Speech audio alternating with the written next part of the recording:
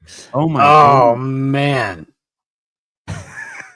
You know, for years there was a spot on my arm. The only spot without freckles was from ring dip straps. Yeah, I always get it. Wow, Matt. Triceps. Yeah, how many is that? This was 90 of them in a workout. Wow. Yeah, it was a lot of volume. Ring dips or muscle ups? Ring dips paired with light push jerks and double unders. Oh, nice. Yeah, it was a good one. 90. I used to be pretty proud of the little callus I got built up here from the false grip. Yeah. Yeah, remember that in the old days? Permanent. The old false grip. Does anyone do the false grip besides the old guys anymore? Yeah. Oh, I can only do muscle ups with a false grip. Yeah. These new kids, they just grab it like a monkey and they'll never know. I said that like I could still do a muscle up. After the show, let's set the record straight here. For those of you who don't know, Matt Souza is the guy in the green shirt. The guy in the blue shirt in the middle is Chris Cooper. Chris runs Two Brain Business, longtime affiliate owner, worked at CrossFit HQ. He's done a little bit of everything, and he is the publisher. Look at it, hasn't even moved. He's the publisher of State of the Industry Report, amongst many, many, many, many, many things. The State of the Industry Report is, I'm going to take a shot at it, and then you correct me, Chris. It is the most comprehensive aggregation, curation of gym data worldwide through a survey of nearly 15,000 gyms on this planet that we're on, if you believe it's round. Or if you believe it's flat, it can still be, doesn't affect the data. Well, it does, but not. Well, how would it matter if it's flat? What are you talking about? It doesn't matter. The data is the same. Well, because we like science, and so if the first question is like, is the Earth round or flat, and somebody says flat, we're probably going to discount their answers about their average revenue per member later. I didn't know. This is the first time. I didn't know Chris was so closed-minded. This is the first time. Yeah, they threw mine out there. That's what that means, man. He's usually one of the most humble people we have on the show. This has everything in it. There's PDFs of this online. I think you can just search this, by the way. You can just type in State of the Industry CrossFit or State of the Industry Two Brain or State of the Industry Gym Owners. If you're an affiliate owner and you haven't seen this, you will be you'll be happy you saw this. I'll put the link in the comments. If you want to start a business coaching company, step one is you just like rip the cover off this, and then you start a YouTube channel and you read it and pretend it's your own. Like that's you get that a lot. Dude, that's pretty good. That's pretty Thank good. Is someone actually specifically doing that? Yeah, it's really funny. So Workington would comment, because I'm actually thinking about doing that. Actually, that's a great idea, dude. Oh, follow me for more tips.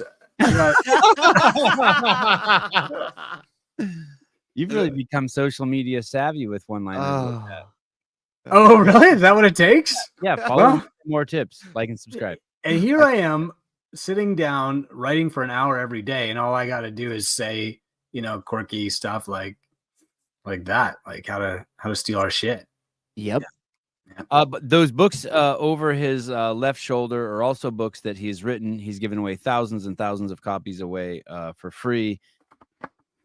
Also, just a quick data point: the people who start gyms, one of the services, I guess my understanding is the primary service Two Brain offers for all the years that I've known Chris. I figured out that basically, like, if you're going to run a gym, CrossFit gym, any kind of gym, if you use the services of Two Brain and you follow the services that they provide, 90% of the clientele that they've had that have gone through the program have had an increase in revenue. 90%. Is that correct? Yeah, increase in income, which is even more important to me. Wow. Okay. Yeah, so like it's so like you don't only get to date the chick, you get to marry her, because it's way more important than revenue. Okay. There's benefit. Well, it is. I mean, I agree. Every year 10,000 fitness coaches join the industry, and every year 9,000 quit, and it's never because they've lost passion.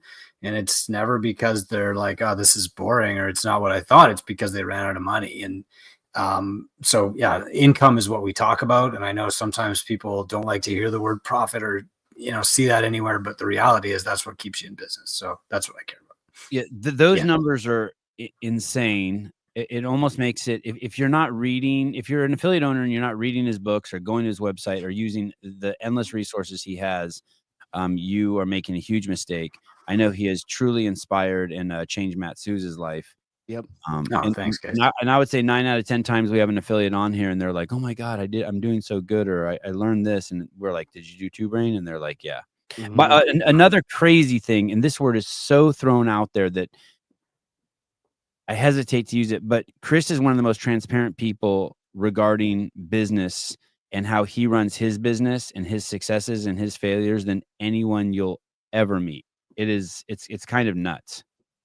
Mhm. So I would like to say even Thanks. more like honest and transparent, right? yeah. What did I say?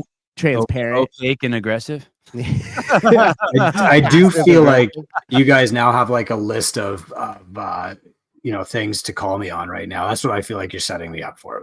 Chris, you're so honest. Why would you say this thing that's obviously false? Hey, listen. So we have Chris. Basically, it's a sale season again. CrossFit's up for sale. Yeah. And there was this post on CrossFit.com where they announced it for anyone who didn't know. And if you didn't know, I don't know where you hide under a rock. Or you're too busy with your own life. CrossFit's next chapter, an update to our community.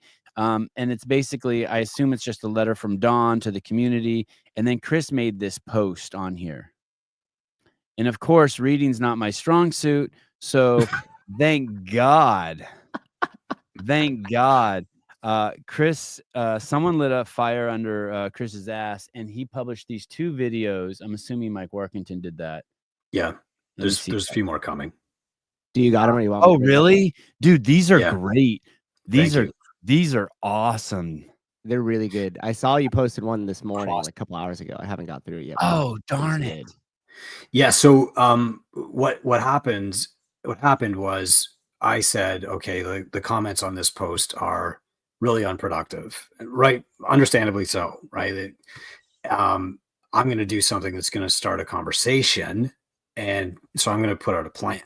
Now I know like that plan is going to take criticism or whatever, and we can talk about that. But as anybody knows who is good at planning, like plans are going to change, but you have to start with a plan or you can't start. And so I think if I was writing that post today, it might be 10 or 20% different from what I posted a week ago, but that's only because so many amazing conversations have started since posting that. Like right away, the people who I respect the most in the community, right away they're texting me, and it was never like I agree with everything you said, but it was more like I like number 1 through 6 and number 8 I disagree with you on this, and then we have a good conversation. And so my thinking has evolved on a number of fronts since I put that out there. But if I hadn't put it out there, there wouldn't be a conversation going on right now, and it's very, very, very good. And I'll share some of that with you guys today. I agree with everything you said, except one thing. Well, you're wrong. I understand. Hey, listen, for you to say Just that, kidding. I'm open to it. So no, I'd love to hear it. So this video came out, and it's not a big deal. Where we distinguish is not a big deal at all. How to save CrossFit. This video came out. You have to. Oh wow, this video is exploding now.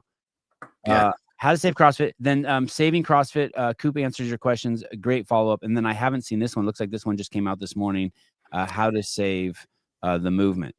Yeah. So, and that one came about because we have this free Facebook group called gymownersunited.com. And when we posted the original blog post, there were well over, 100 comments and questions, and they're very, very, very thoughtful.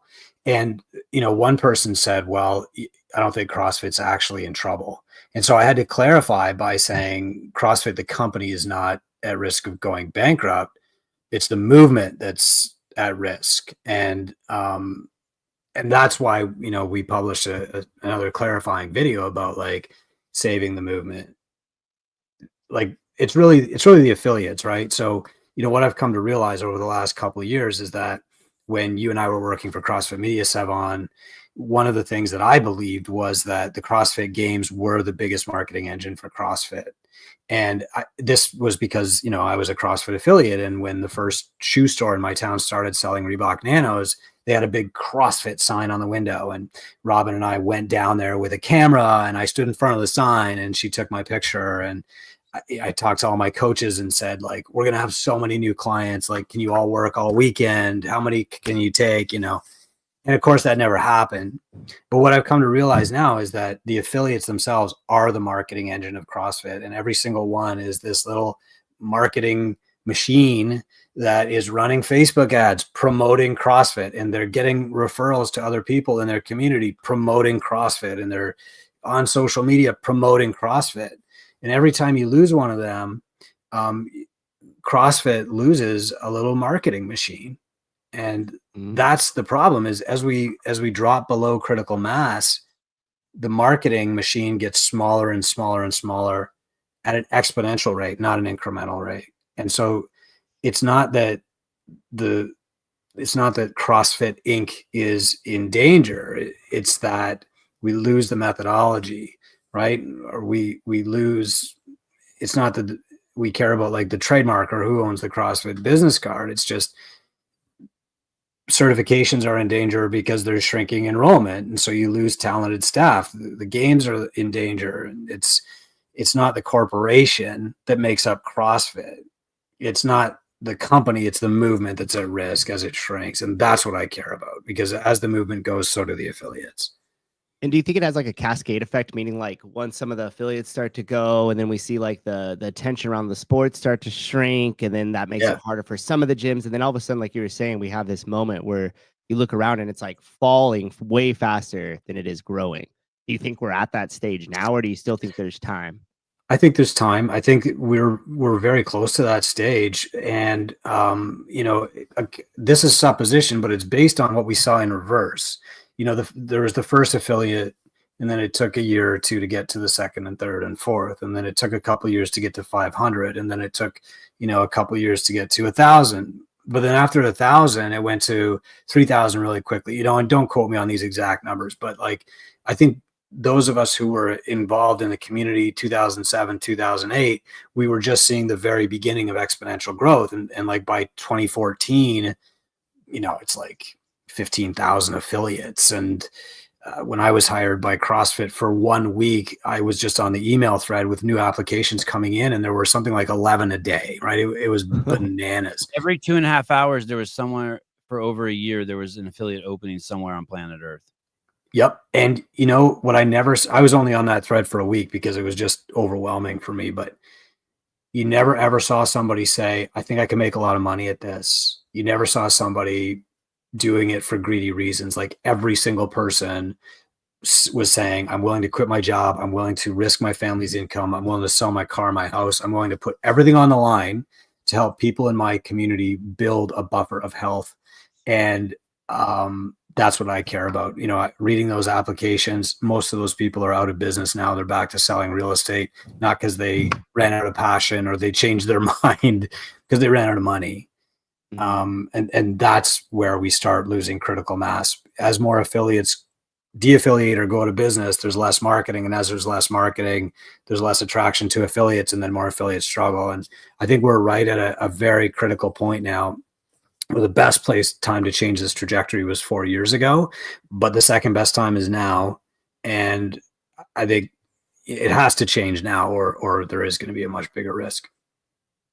Something very important to keep in mind as you listen to this, and this is why Chris's information is so important. Chris is not pointing fingers. He is basically wants to give the tools to each individual person to save their gym. His plan is about saving your own gym, what you can do, how you can take personal accountability and responsibility so you don't have to blame anyone. You don't have to blame the gym that's too close to you. You don't have to blame HQ. That's what's so great about his perspective. You have to really stop and realize that this is for people who want to do their part to save their, as Greg would say, their life raft. I also want to point out that there's different people. There's a big picture view that very few people can see, and maybe they can't even understand. There's the perspective of the athletes, right?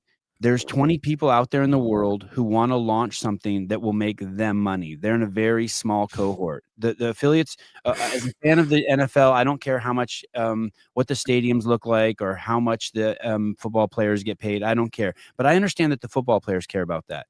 And then HQ has its own agenda, right? They want the affiliates to succeed so that they can give their money to private equity so that when the company sells, they get a bigger cut of the pie. And then there's the affiliates who it's a little more complex. They may have got into it because they really want to help people. This is where the cult thing happens. They found their new religion, but then they have to be able to put gas in their car, pay their mortgage, and have their kids. And so everyone has their own, it's not pay their kids, put food on the plate, table for their kids. Everyone has their own perspective of what they can do, or what, more importantly, what they want. And a lot of these, if you're not listening to where the voice is coming from, you might get confused. Right? Right. This is really important. And I really liked your video, and I tried to explain this to you yesterday and I failed. I really liked your video because Thanks, Brad. because it really stays focused on the fact that, hey, this information is for affiliates in regards to, I mean, you do have some information there about what HQ needs to do, but at the end of the day, regardless of what HQ is going to do, if you listen to Cooper, if you listen to Two Brain, you're going to have the tools. Thanks, man. Yeah. Like for me, it started with the realization that nobody's coming to save me. And as much as it's really fun to take shots at HQ and private equity and, whatever, that's not going to help your gym. And unfortunately, I do see a lot of affiliate owners, they're on Instagram, they're on Facebook, and that's what they're talking about, is how much they don't like HQ or they don't like the games or whatever, right? That is not attracting anybody to your gym. That's not helping you. Maybe you're going to impress another gym owner, but who cares? Like, they're not paying you either. But you do have to consider, like, where information is coming from. And it's flattering after publishing this for so many people to be like, you should apply to be the CEO, or you and Rogue should buy it, or whatever, right? Like, and none of us are interested in that. And the reason is that to do that, we would have to take money from private equity, probably. And as soon as you do that, you're beholden to private equity, which means that you are beholden to their mission, which is make a better return on our investment. Where my mission is make gym owners successful. Greg's mission was, extend the health of the people in your local community by first defining and then improving fitness. And that's the difference between a founder's mission. You and I we could spend an hour here talking about all the great stuff Greg did that cost him money to further the mission, that you're just never going to see from a private equity investor, because that's not their MO and that's not their mission. Yeah, I was mentioning the other day, he probably in any 1 week of his leadership gave away more level ones, waived more affiliate fees in I'd say probably one day than HQ has done in the last 5 years, because they don't have that kind of leadership now, because it is private equity. When it's Greg's, he's passing out $1 million in free level ones. Like it's no problem. Yeah. Right? One a day. No, just sending, it's his money, right? Waiving affiliate fees. Now that stuff doesn't happen anymore. But also putting his own money in, right? Like, it's one thing to say, I'm not going to take the RRG. Like, he started the RRG with his own. With his own, and had to put money into it. CrossFit for Hope, the last year that CrossFit for Hope ran, I was on whatever they called the committee or whatever. And I don't know if this was ever made public, but like, he was putting a lot of money into it. And then all the money that came back through the donations were going right back out to St. Jude or Kenya or whatever, and he did that for a few years and was happy to do it. And then the last kind of meeting was, here's what we're going to do instead. I'm going to find places where $10,000 makes an immediate and profound difference to the life of one human, and just give them the money. And I think the way that it was explained to me was, he was visiting CrossFit Cleveland, Bill and Stacey Russell's gym, and he met this woman who was cleaning their gym in exchange for a membership. And he said, you're coming in here at 9 o'clock at night or whatever. The story came out, And she's like, yeah, I can't afford to pay for the gym membership, but I need to be healthy to take care of my son because he's paralyzed. And, I have to be the one to lift him out of bed and put him in his chair and lift him out of his chair and put him in the bathtub and lift him out of the bathtub. Like, it's me. I have to be fit for that. And so, Greg just bought her the correct bed and the correct chair and the correct bathtub to take care of this kid. And that taught me a lesson that, I carry on to this day. That's, Robin and I try to live up to that all the time. Just be profitable, make lots of money, and give it away. Yeah. I think over the years, I probably saw him buy 100 people $5,000 cameras and be like, hey, can you make some CrossFit media? And then that was it. Just like me, a waiter would come up to him in a restaurant. I'm a CrossFitter. I love your media. And Greg goes, oh, do you want to make media? And they go, I'd love to. And he'd be like, Sevi, send him a camera. Yeah, it's probably how I got my job too. Okay. I did not want to fall into the weeds this quickly because I really wanted to focus. No, it's okay. It's too late. We're going to do it. We're going to fall into the weeds. Because someone's asked a great question. This question that you ask, Mikey or Michelle or whatever your name is, this is a common Mikey. If that's really how you spell your name. Cool. Mitchie. Okay. Mitchie. Oh, must have been tough as a kid. Oh yeah. It's got a lot of rhyming words. This is a huge theme of these 3 videos, or at least of the first 2 videos that I took away. This was very interesting. This was a thread in all of them. The question is, why do you think the affiliates which shut down? Why do you think the affiliates which shut down did wrong? The biggest mistakes. So why do you think affiliates are shutting down? What's the biggest mistake affiliates make? This is Two Brains.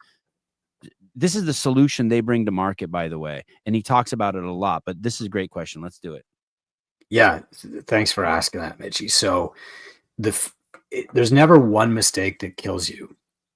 But the first mistake that every gym owner makes, and that I made too, and I probably wouldn't have opened a gym unless I thought this was true, but it's not, is that being a better trainer will give you a more profitable gym. Like, I opened a gym because I thought, well, I'm the best trainer in town, obviously.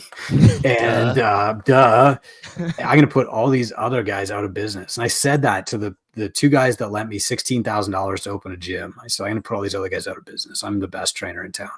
And they were like, why do you have to put them out of business again? And then it took me several years before I learned that this mistake is so common that it actually has a name, and it's called the technician's curse. And it's written about in a book called The E-Myth, where the best baker in town assumes that he will have the most profitable bakery in town because he's the best baker, and the best chef thinks they'll have a profitable restaurant because they are the best chef. We all think that. It's called The E-Myth by Michael Gerber. And it was one of the first things that my business mentor back in the day, Dennis, gave me to read. And it was like a light switch being flicked on, but at the same time it was like, oh my God. So then I understood, like, you have to have business skills to succeed in business. It is not enough to be the best trainer to have a good gym. They're separate skills. Yes, you have to be a good trainer and provide a good service. That is necessary, but insufficient to have a successful business. And when I learned that, it was terrifying because I was like, well, I have 0 business skills. But it also flicked on a light bulb at the end of a long tunnel that said, you know what, I can learn them. And that's when I started. And so, while affiliates usually go to business, or they fall on hard times because they've made mistakes with pricing, or they've made mistakes by doing free trials or only big group classes or whatever. They made those mistakes because they think I'm the best trainer and therefore I will have a successful business. And then by the time they figure it out, they've just run out of time, or they've run out of money, and they don't have like the runway to fix the problems before it's too late. Yeah. You know what, Chris, I'm curious as to what your thought is here, because one of the things when I was listening to the video that you put out or reading the article, you were talking about, essentially it's not the fact that we're out of passion, we're just out of like skilled business owners. And one of the things that I believe is that majority of the coaches believe that their next extension is gym ownership, always. It's like I'm the head coach, or I'm basically running the show, and I believe that my next step in in a forward momentum is owning a gym. And I'm just curious, like, why do you think that we haven't seen, since the purchase of private equity, any of HQ put anything out that really has to do with like affiliate ownership? Like, why do you think that they're missing the mark? Because and here's like a quick example. Like, so if you waved a magic wand, you're like, Matt, you're CEO of CrossFit. What's your first thing?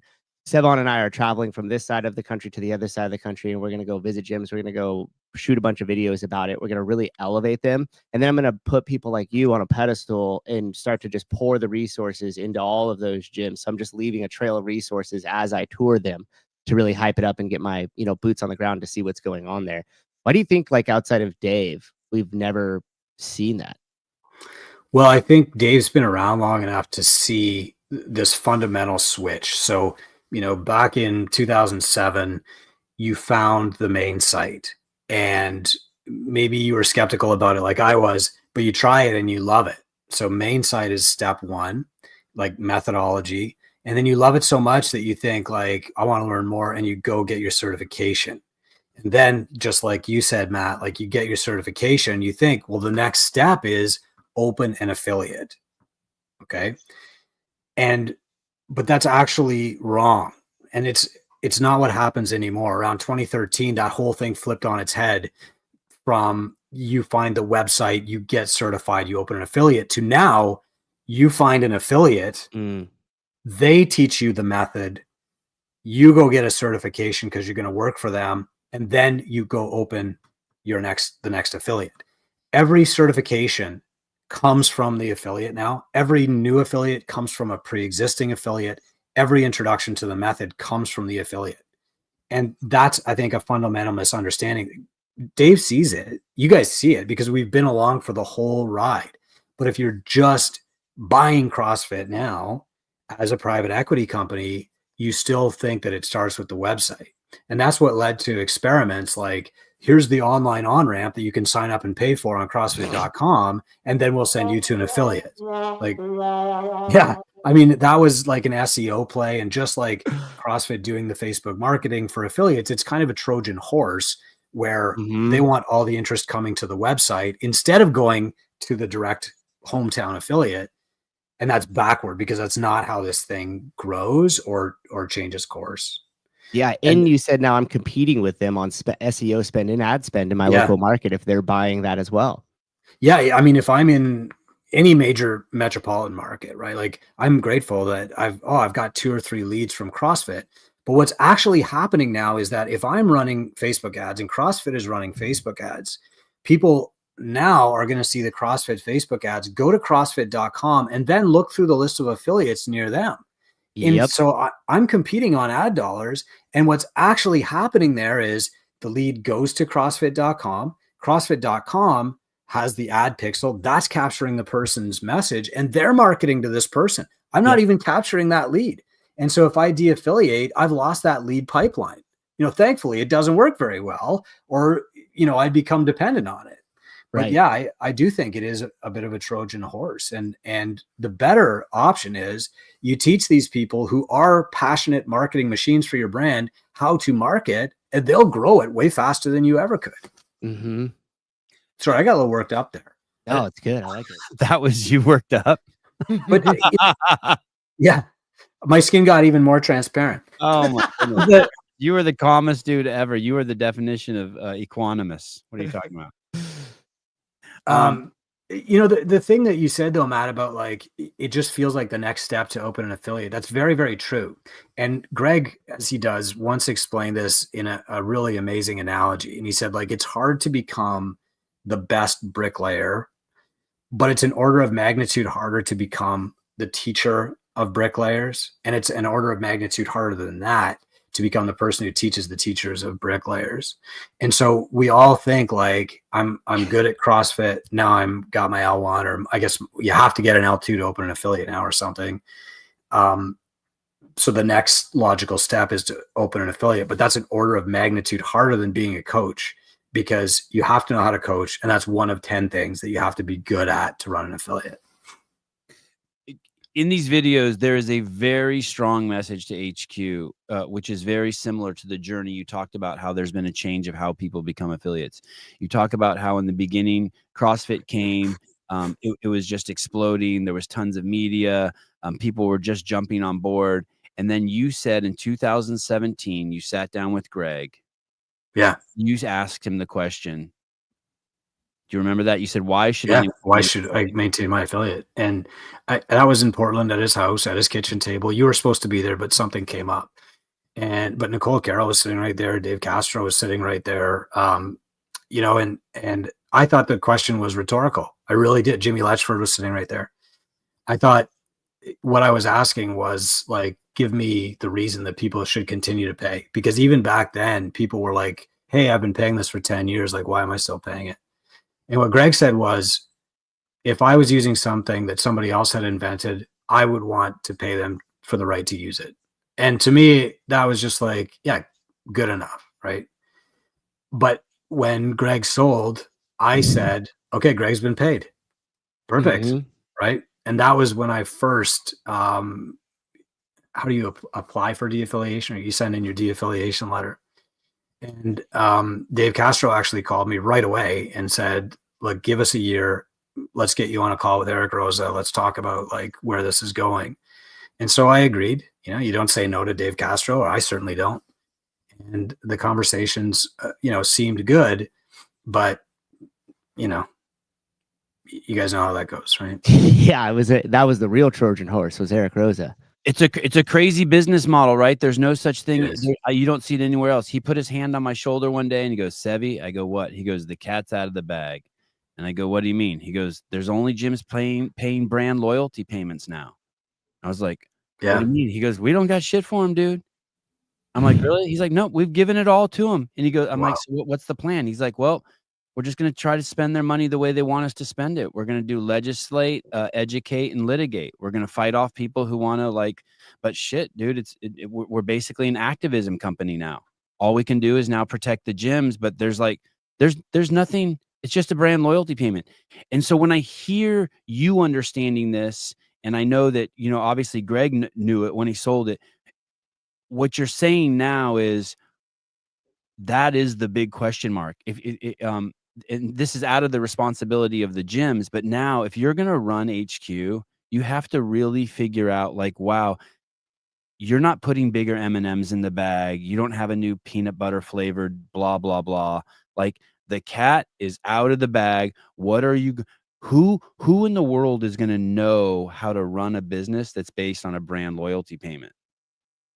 Yeah, that's tough. I mean, and at that point, they are in a tough. They need a strong leader to do that, right? I mean, you need a cult leader at that point.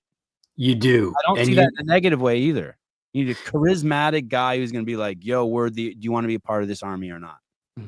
Yeah, you have to have a strong leadership, and I think that also means you have to have somebody that's going to probably evolve the method a little bit too, or at least talk about, you know, in a scientific way, why the method isn't evolving. You know, Peter Attia is writing books and podcasts and everything talking about zone 2. And if you ask CrossFit coaches or seminar staff, like, why don't we talk about aerobic training or zone 2? The answer is because we're CrossFit, right? And I mean, it's very dogmatic. It's like, well, you know, why don't you believe in the Gospel of Thomas? Well, because we're Catholic. That's not really an answer, right? Like, and Greg would have answered that differently. And so what's happening in a lot of affiliates now is they're out doing their own science, which was as intended. And they're asking these questions about, let's do zone 2 training. Let's look at biomarkers. You know, Emily Kaplan the other day was talking about, it'd be awesome if every gym did blood testing, and cool. But if we do all those things, are we still doing CrossFit? And that's when you start questioning, like, what's this affiliate payment for again? And unfortunately, the farther and farther we get away from an inspirational leader, the less magnetism people have to the brand. And you know, that's one thing that HQ, I think, could potentially look at doing, is finding an inspirational leader. Greg was really good at repackaging. I read this thing one time about once you stumble upon a granule of truth in life, you should spend the rest of your life just reiterating it so more and more people can hear it. Yeah. I know that wasn't Greg's plan, but that's what he did. Whenever you were around him, there was always new explanations of why this was the greatest GPP program in the world, whether it was coming from the nutrition, from the movement, from the people in your gym, to whatever. He was always, you know what I mean? There was always a new it started off with constantly varied functional movements executed at high intensity, but it was always a cure for the world's most vexing problem: off the couch, off the carbs. It was raining new cues for us to understand the truth that is CrossFit, and that was enough for us. Yeah, that was really enough for us for the last 4 years. Well, I think Greg's genius is always making the complex simple. And I think this is a real mark of geniuses who change society, is like they can take something very complex, abstract even, and make it simple to understand. Equals MC squared, right? And we strive to do this in Two Brain. Business is very complex and complicated, but if you can whittle it down to do this thing right now, people grow their business really, really quickly. And so we try to follow Greg's example for doing that with business. But there's nobody in the CrossFit sphere that's doing that for training anymore, Mm-hmm. So hopefully MetFix can do that for training and nutrition. And that's my big hope for MetFix. For my affiliation to Sevon podcast team. Okay, thank you. Send that guy a camera. Yeah. You're hired. Chris, you're not helping my business. Just want to thank Chris and our mentor, Cynthia from Two Brain, for the continued support and guidance. We wouldn't be where we are as a gym and business without them. That's awesome. So he's thanking Cynthia Foddy from CrossFit Rush. The way that our model works is when somebody's really successful in our program and they want to acquire the skill, not just of the bricklayer, but of the teacher of bricklayers, we teach them how to mentor. And Cynthia is one of our most amazing mentors and also a CrossFit affiliate. So these are two huge shifts. I don't know if I'm going to use this word right, but as Matt would say, in sequencing on how success is coming to CrossFit. It's not coming through the leadership, and because the cat's out of the bag, and then going back to what you were saying in regards to how new affiliates open. Yeah, it's not the programming anymore, and it's not the games, right? It's everything starts with the affiliate now. That's why the CAP programming or whatever is not the dominant programming, even though it's the free one. And that's why the games is falling off. I mean, it all starts with the affiliate now, and the mantra has gone in Greg's time from forging elite fitness, so creating elite levels of fitness in everybody, to now finding the elite, which is the shift to the games and only talking about the games. And now I didn't even know this, but until recently, but like it's funding the elite. Like the open was like a GoFundMe for the games prize purse, which I didn't even realize till yesterday. Oh my God. I know people were stoked about that, but I thought it was I don't know if that was going to be the best look on them. No, I mean, and it shows, because the average CrossFitter in the average CrossFit box feels more distant from the fittest on earth than they ever have. And now it's like, oh, what are we paying $20 or whatever it is to raise money to pay these guys? Like, I don't get it. Yeah. I personally thought the open, and maybe it's just because I did it this year, I personally thought the open this year was great. I didn't mind the $20 going to the athletes. And I'm not in the affiliate space, but I didn't mind paying the $20 to go to the athletes. I didn't mind that the open had shrunk. I enjoyed the workouts. I enjoyed talking about it with my friends. I thought it was powerful. I thought it was good because the athletes were the young new guys. It seems like we've switched out a generation. You mentioned this is the only place I disagreed with you, and it's really small.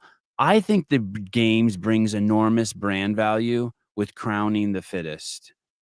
I think that people, whether you're an 80-year-old, you might not get into it for this reason, but whether you're an 80-year-old who wears your CrossFit shirt to your book club and your friends are like, oh my God, you do that CrossFit thing. But I think a huge part of the brand value is that this is hard and you do something hard. The clout it gives you in the public. And I really, you were saying like, hey, why do we need to crown the fittest? Why can't we do these, 5 or 6 big events? but I put a lot of weight on that, but I'm open to my own blinders. Do you see any value in that?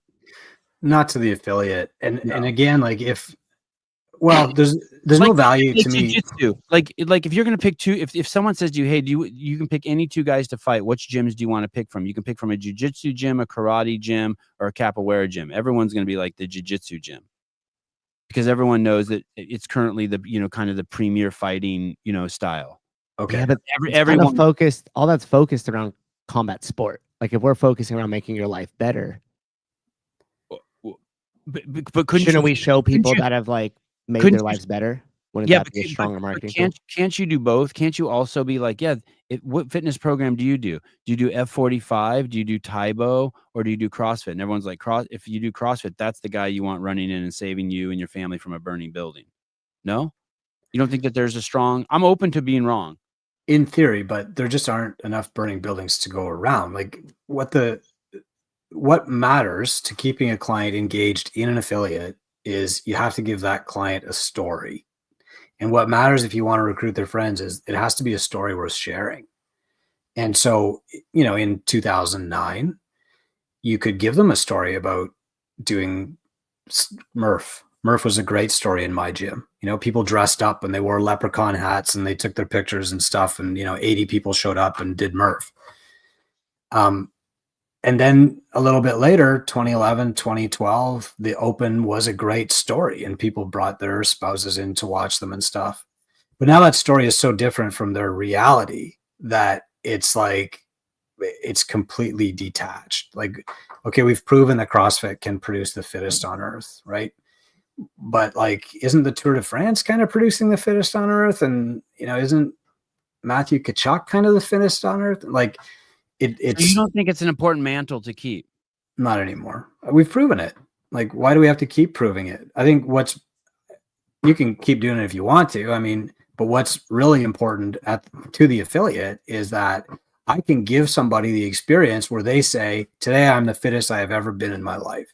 To have their fittest day, I think, is more important. And, there are other people who are out there doing it. There's models that can be copied or learned from. Success leaves clues. If you look at how many people signed up for the CrossFit Open this year, it went down by 34%, which is great if you did sign up because your ranking improved 34% without you doing anything. So that's great. But there are also brands like Hyrox that have grown, 600% in the last 12 months, I think. Spartan Race, which is $1 billion company, they're shrinking now, but like, that was their entire thing. Their premise is give people that one day when they are fitter than they have ever been, a story to tell and a picture to share. And that's what helps the clients, and what helps the clients helps the affiliate, and what helps the affiliate helps CrossFit. What about keeping the mantle? Greg always wanted the mantle of CrossFit to be like the CDC, the premier location and hub of all things fitness and health, where it is the one-stop shop for truth around fitness and health. Yeah. And that's critically important, but I'm not sure that having the fittest on earth, I agree. Sorry. Creates that connection. I'm not connecting the two. Sorry. I'm pivoting to what about that mantle? If you're saying you're willing to give up the mantle of maybe the crowning the fittest on earth, what about this other mantle? That one's important. It's so important. And especially now, like more than ever, people have to be self-advocates for their own health. And, this is the story that I think CrossFit needs to tell, that the affiliates need CrossFit to tell, because they can't do it themselves, is CrossFit is the health hub in the community. Mm-hmm. And, that's a powerful story. It's a huge story. You're not just going to post one video and tell that story. But honestly, like you guys doing your video contest told that story better than anybody else in the last 5 years. And, that takes a lot of storytelling. It takes a lot of media. But the only way that you change people's minds is not with facts. It's not like, here's the fittest person on earth. It's not with knowledge anymore. You change their minds with stories, and you change their bodies with coaching. And we know how to do the coaching part, but the storytelling is so important now in an age of AI, social media. myths. Everybody looks like an expert. Nobody has skepticism or scientific wherewithal to say this is true and that's not. You have to tell a better story than anybody else. And if that story is we are the health hub in the community, it's a great story to tell. Mm-hmm. And on top of that, it'll make your local affiliates so much stronger, because as affiliate owners know that you could find your local farmer, you could find your local butcher, you could invite them into your gym to sell it to your members. Yeah. You could go down to the schools and you could talk at them and tell them about what you're doing inside your gyms. You could offer stuff at little league practices for warm-ups and bringing healthier snacks for the kids. You could go down to your city hall and you could talk about how you want a CrossFit day downtown to set it up at the Bankhead Theater. Like, if you had media showcasing all of that and you made the affiliate owners the all-stars of our community and not just the tip of the spear, you would have a very, very strong movement back on your hands. And I think when we talk about the allocation of the money from the open, how much more effective would it be for not only HQ, but all the affiliates in the future of CrossFit if that $3 million, $2 million or whatever was all allocated toward that? Toward media, yeah. And not subsidizing a sport that cannot stand on its own. That's what we're talking about here. And a lot of times when businesses get a ton of funding behind them, bunch of funding, bunch of subsidization, it creates false success. That's what we're seeing in these government programs here in the US. They think you have this endless supply of money. You could do whatever you want. You're achieving little micro things and you think, yay, we're successful. We're doing something. Yeah. And until somebody unplugs the hole that's on your boat that you never fixed. And once that funding's gone, you realize it was never successful and you never really had much there to begin with. And I think that is true in companies, especially like in tech companies and different things. You've seen those over the years, but that's, I think, is really true in the sense of the CrossFit Games now more than ever. Go ahead, Chris. No, I think when you and I were on Media Savvy, like we were telling the story of the CrossFit Games, but it wasn't the only story. There was a lot of other stories, and now it kind of exists in a vacuum where that's really the only story being shared. And sadly, when that story takes a negative turn, it has a outsized and profound impact on the welfare and trust in the local community of affiliates. Well, you guys are this thing. Somebody unfortunately passed away doing this thing. I don't hear any other story about you. That's the story I'm going to stick with. I've said it a million times. For $500,000 a year, you could tell one of the most profound affiliate stories every single week for a year that could be chopped up into a 10-minute, 5-minute, 2-minute piece of content. And every one of those should end up with someone going to the L1. And then second of all, the success in the affiliate and then someone taking their L1. And then second of all, for another $500,000 a year, you could put out a video every single day showing the level 1 and how profound the level 1 is. These would have this constant drumbeat. When I hear people talk about SEO, I want to fucking vomit. I think it's just a fucking scam. Like, hey, just be making content. So two things, big things we talked about. We talked about the success of an affiliate. Doesn't matter how good of a coach you are, you need to have some business. Well, that's not true. I mean, being a good coach is necessary, but insufficient for running a good affiliate. You can't be a bad coach. Even better said. So if you want your affiliate to be successful, you better get some business acumen. You better learn some things about business, and all those resources are free at Two Brain Business. And then the second thing is that HQ needs to. The success of HQ, their job should be telling the success stories that are happening in the affiliates. Well, first, finding who the successful affiliates actually are. CrossFit is based on this. It's a scientific principle of, you find what's actually working and you discard the rest, and that's how you get down to the root program. That's never happened in the affiliate space. And so what happens is you have, experts one day who are gone the next on the stage spouting what they know as the gospel, when in reality, like maybe it never even worked for them, or maybe it worked for them, but it won't work for anybody else or whatever. There's no filtering being done at all. And if you said, like, who are the top 5 most successful affiliates on the planet, I bet you I could make a better guess than most people at HQ could. Right. Mm-hmm. Right. Those are the people you want to copy. Right. All right. Quick little break here. I'm Emily Carlson, and I'm 26, and I've been doing CrossFit regularly for about 4 years. For me, coming to CrossFit every day is important for several reasons. The mental fortitude it takes to come do a workout every day helps me in other aspects of my life. So I grew up a dancer. I always just danced, and then in my adult life I danced professionally for a couple years as well. I never had to work mentally at keeping myself accountable, staying in shape, because I was just expected to show up. And so once tired, that was a difficult journey, because you are so used to being active your whole life, and now you have to figure out how you can do that on your own. That's one reason why I started CrossFit, and I personally love the aspect of coming to class, having a coach lead you through a warm-up, a workout, and everything, and actually helping you improve your technique. You know, having a good coach is important to me to help me learn what to do with my body, because that's just, like I said, not something I grew up on. I just knew how to dance, and that's it. So it's been super important for my fitness journey to stay in shape ever since I retired, and I love it.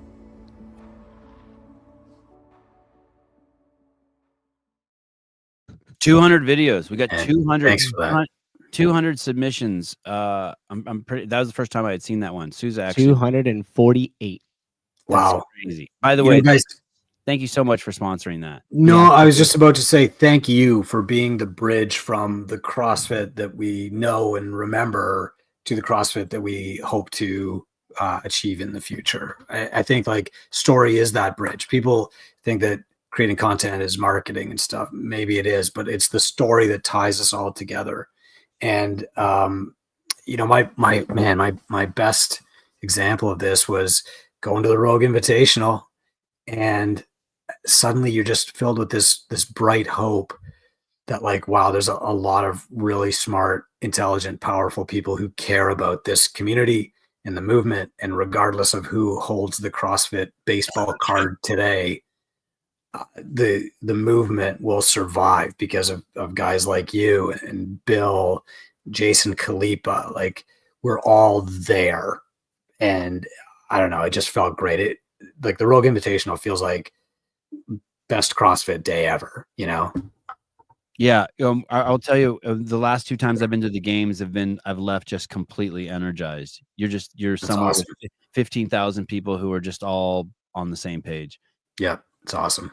Normally when Chris is on, guys, we really focus on affiliates, and Chris is usually very focused on what people can do to take control of their own lives and own situation to make their lives better. And this is a little different because there was the announcement of the sale. So let me take you into this territory. You said something about the new leadership. Greg didn't run the company by committee. He did not. Yeah. He was extremely dogmatic and focused, and he didn't want to pick up the shiny objects. And there was no one who was going to convince him that squatting below parallel wasn't the way to do it. And he wanted to create something that would get the best out of human performance, and then longevity, longest life, and allow the DNA to express itself. Don't worry about what you look like. Just work out like this, and your body's going to express itself the way it is. And he was singularly focused on that. He did not want to be distracted. He didn't even he didn't care about affiliate surveys, what affiliates wanted. He'd be like, fuck them. If they want to de-affiliate, then they shouldn't be following my program. My program is for people who want to follow my program.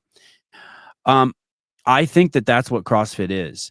I don't think that's what High Rocks is. I think High Rocks has taken one CrossFit workout and made it really fun and built a community around it, but they don't care. Like if giving away donuts will get more people to enter High Rocks, they'll give away donuts. And I think that's fine. I do not have a problem with that. I think High Rocks is just a really successful one long chipper that they've built that they're offering. I think, but that is not what I think we need for leadership. And you mentioned that, but then you went as far further to say, and you think Greg was right, it can't be done by committee. Well, no movement is ever started by committee. I mean, you have to have the right people around you, right? Like Greg couldn't start and run the CrossFit podcast. He had to have you guys doing that. Greg couldn't start and run or maintain his cadence on the CrossFit Journal. He had to have Workington. You know, he couldn't be on the camera. He had to have Tyson Oldroyd running. Like, you know, you have to have the right people around you. Right. But at the end of the day, good, strong business is not a democracy. You have to be willing to say, I'm doing this, and I accept the blame. I accept the shots, the criticism for doing it, because that is what's going to grow us, grow the movement, and grow my impact. And in fact, sometimes you got to accept that when you are truly creating change, having an impact out there, you're going to benefit people that you don't even want to benefit. They're going to live off your reputation and your brand. They're even going to sell stuff that's like, well, we're the opposite of that, right? They're going to make a living selling not CrossFit. And you have to be okay with that, because you're so focused on making change that you have to accept that. And that was Greg. Like, you know, one time we were sitting down and we were talking about running like the South America regional, and Greg said something like, it cost me $1 million to figure out who the fittest person in South America is. Like, private equity is not going to do that, right? Like, the people who are graduating with MBAs, they're not going to do that. But that's what it's going to take. And to really kind of turn this thing around is you can't just be an inspirational leader. Okay. One of the most popular business writers is Simon Sinek. Simon Sinek is an inspirational guy. He's a good speaker. He has never created a movement. He has never run a very successful business, and his advice is not tactical. Nobody can criticize Simon Sinek, right? Like, oh, maybe leaders should eat last. Maybe you should. Why? But none of that helps you run a better business. Like, you have to be the one actually making decisions. And that's what CEOs are paid to do. And that's why CEOs have to train like highly paid athletes, and they have to train their brains, but they have to be willing to take risks. And so that, honestly, guys, like, that's what spurred this whole thing last week was CrossFit puts up a for sale sign on the lawn, you know, doesn't really tell the kids, it's just there. And of course, people started criticizing it. And I said, man, like, I do not like getting attacked on social media. I get it a lot. But somebody has to actually be willing to say, okay, I'll put a plan in place. Let's start a conversation, because somebody has to do it, or else the affiliate slide is just going to continue. Mm-hmm. So here's my concern. Yeah. Is there actually anyone who can run CrossFit? Sure there is. Yeah, absolutely. It's just, you have to create the right situation for this person. So if private equity buys CrossFit, private equity has a board that you got to report to. That's going to be a challenge. And but if the affiliates pool all their money and do a big GoFundMe or whatever, like there's some of these ideas out there, right? Or like, you know, the Hershey company is owned by the trust, and they like appoint a board, and the board hires the CEO. You have to set up the right conditions, and the right conditions are, look, it's going to get a little bit worse before it gets better. Like, the right time to fix things without backlash, without shrinkage was 2020. Now it's too late. Like, any change that you're going to make is going to create backlash. Somebody's not going to like it. The movement's going to get a little bit smaller. Then it's going to get big because you fixed the thing. So you have to hire somebody that's willing to do that. You have to give them the freedom and bandwidth and time to actually do that for about 2 years. And then you have to have the patience to not want to capitalize on your investment. The problem right now is that, like, whoever buys CrossFit, they're going to look at like, okay, what can we do to make 20% more revenue? This is the private equity game. I need to buy something, make 20% more revenue off it than it's currently making, and then sell it. Okay, how am I going to make 20% more revenue? Well, I guess I could raise affiliate fees again. I guess I could shorten the certification lifespan from 4 years to 3. I could start producing my own equipment. I could sell my own business mentorship. I could print my own t-shirts. I could sell a brand of protein powder, right? Like, that's the private equity playbook. And we're going to need a different playbook to turn this around. So I heard you say, yes, someone can. And then your whole answer was, no, they can't. Well, so bear with me. The right person can. Hey, I played the lotto. Who knows? You guys never know. Might hit that. But I firmly believe the right person's out there. I mean, we got a community of 10,000 people who are willing to risk their car, their house, their job, their kids' education to make this thing work. Like, they are strong, powerful, resilient people who can work an 18-hour day. Like, those people are out there, and they are the reason for hope. There is a person who has both the brain power and the resilience to step into the CEO chair and say, And the I'm willing third to do piece, it. they need the resilience and brain power, and then they need the support of whoever bought it.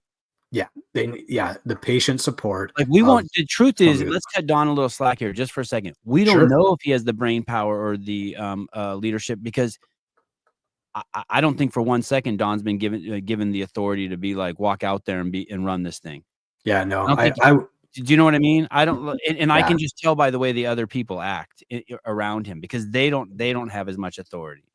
But No, there seems used to like be a a very lot more smart of this when Greg ran the company.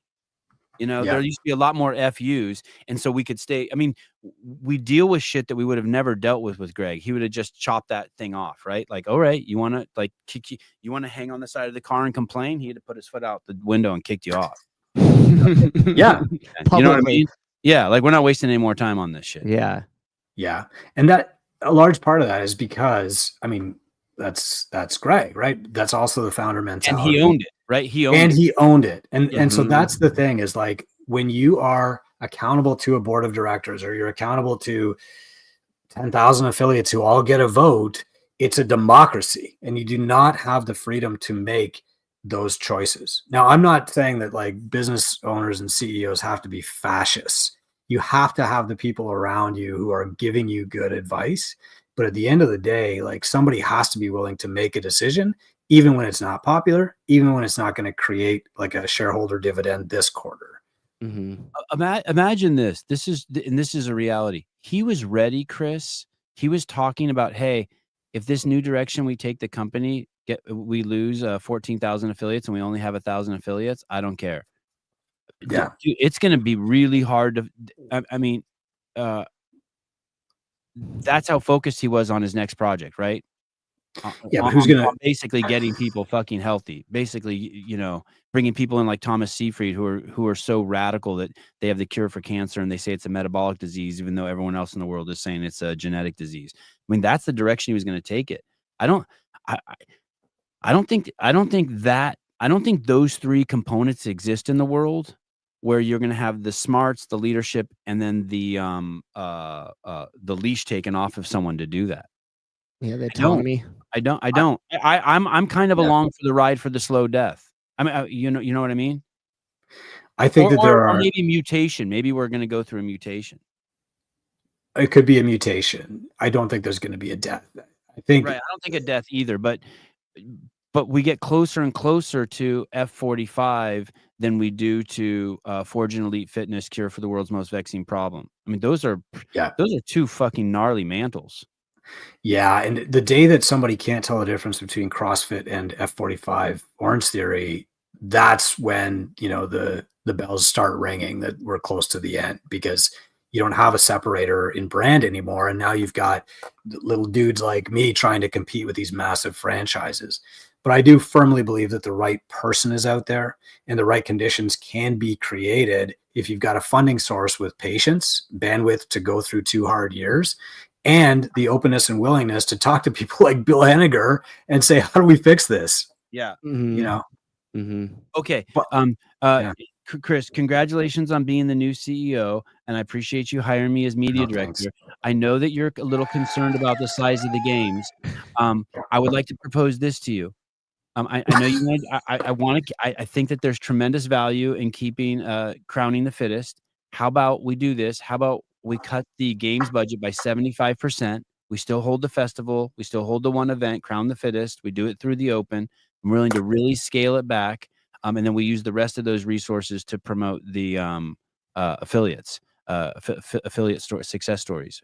You think we could work together?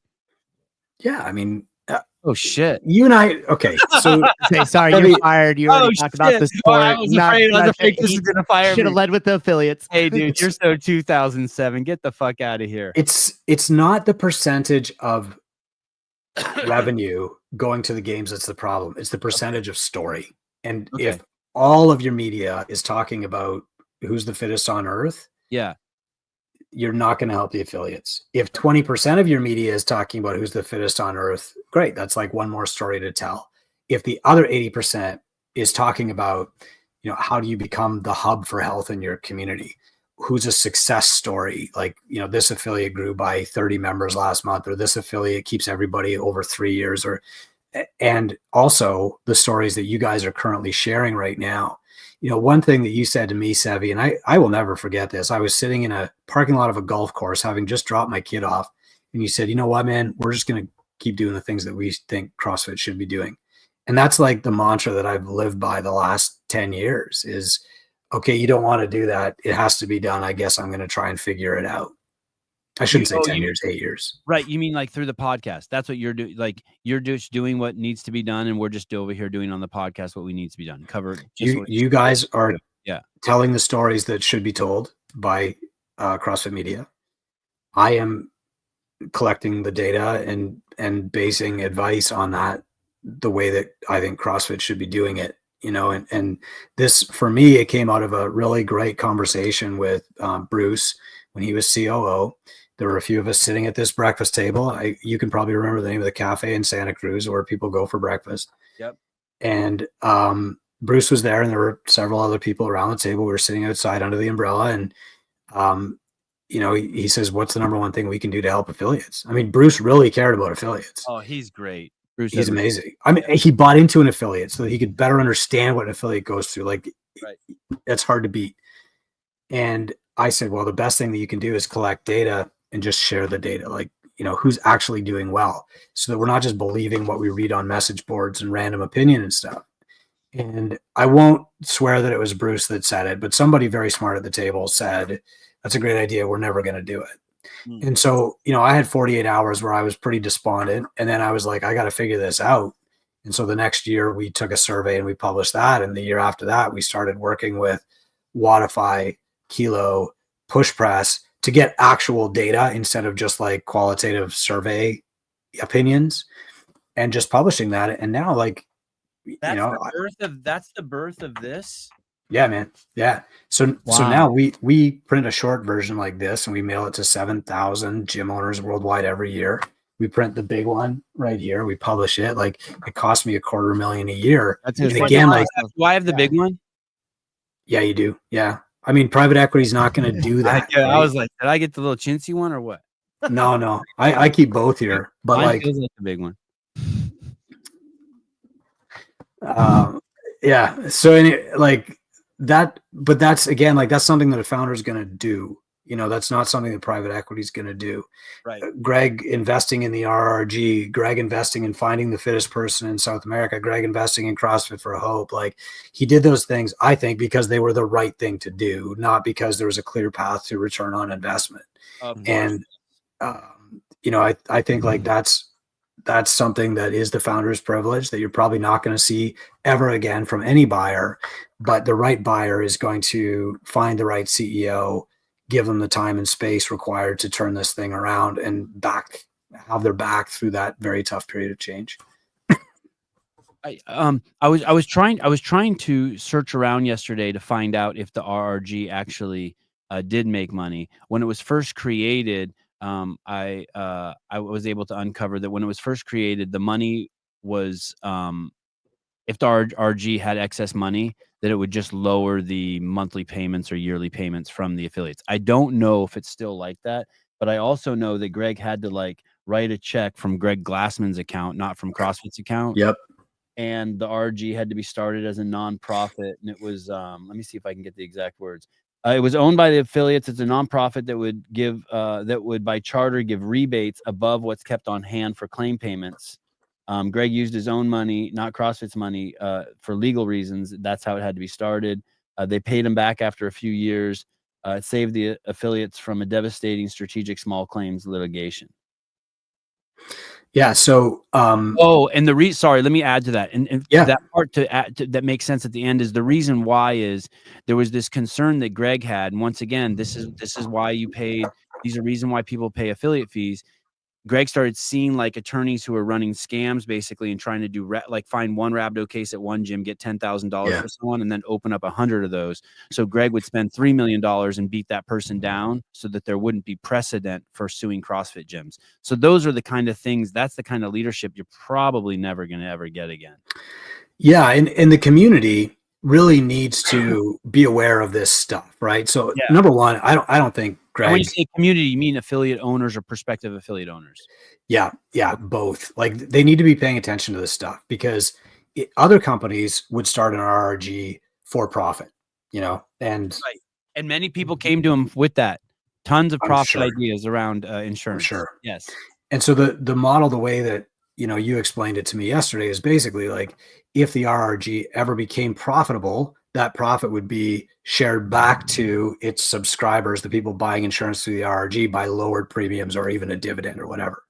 But if private equity takes over the RRG, what do you think happens to the profit then? That's a challenge, right? And like, I'm not saying they're going to keep it. Just another place to squeeze Yeah. affiliates. And I don't It's know. a profit center. Yep. It's another way to have good showing value on the books. Yeah. And I don't know if Berkshire Partners owns the RRG now. I have no idea, but these are the questions that affiliate owners should be asking. Like, what happened there? As soon as Berkshire Partners bought CrossFit, like they immediately settled with the NSCA. Like Greg would not have done that, Right. So you have to remember, like, the mission of the founder was improve fitness and health in local communities. The mission of any private equity or any buyer is going to be increase profit dividend to shareholders. And so when that change of mission happens, like the people who are actively delivering the mission, getting the results, changing the communities, like they have to ask the question, like, where's that money going now?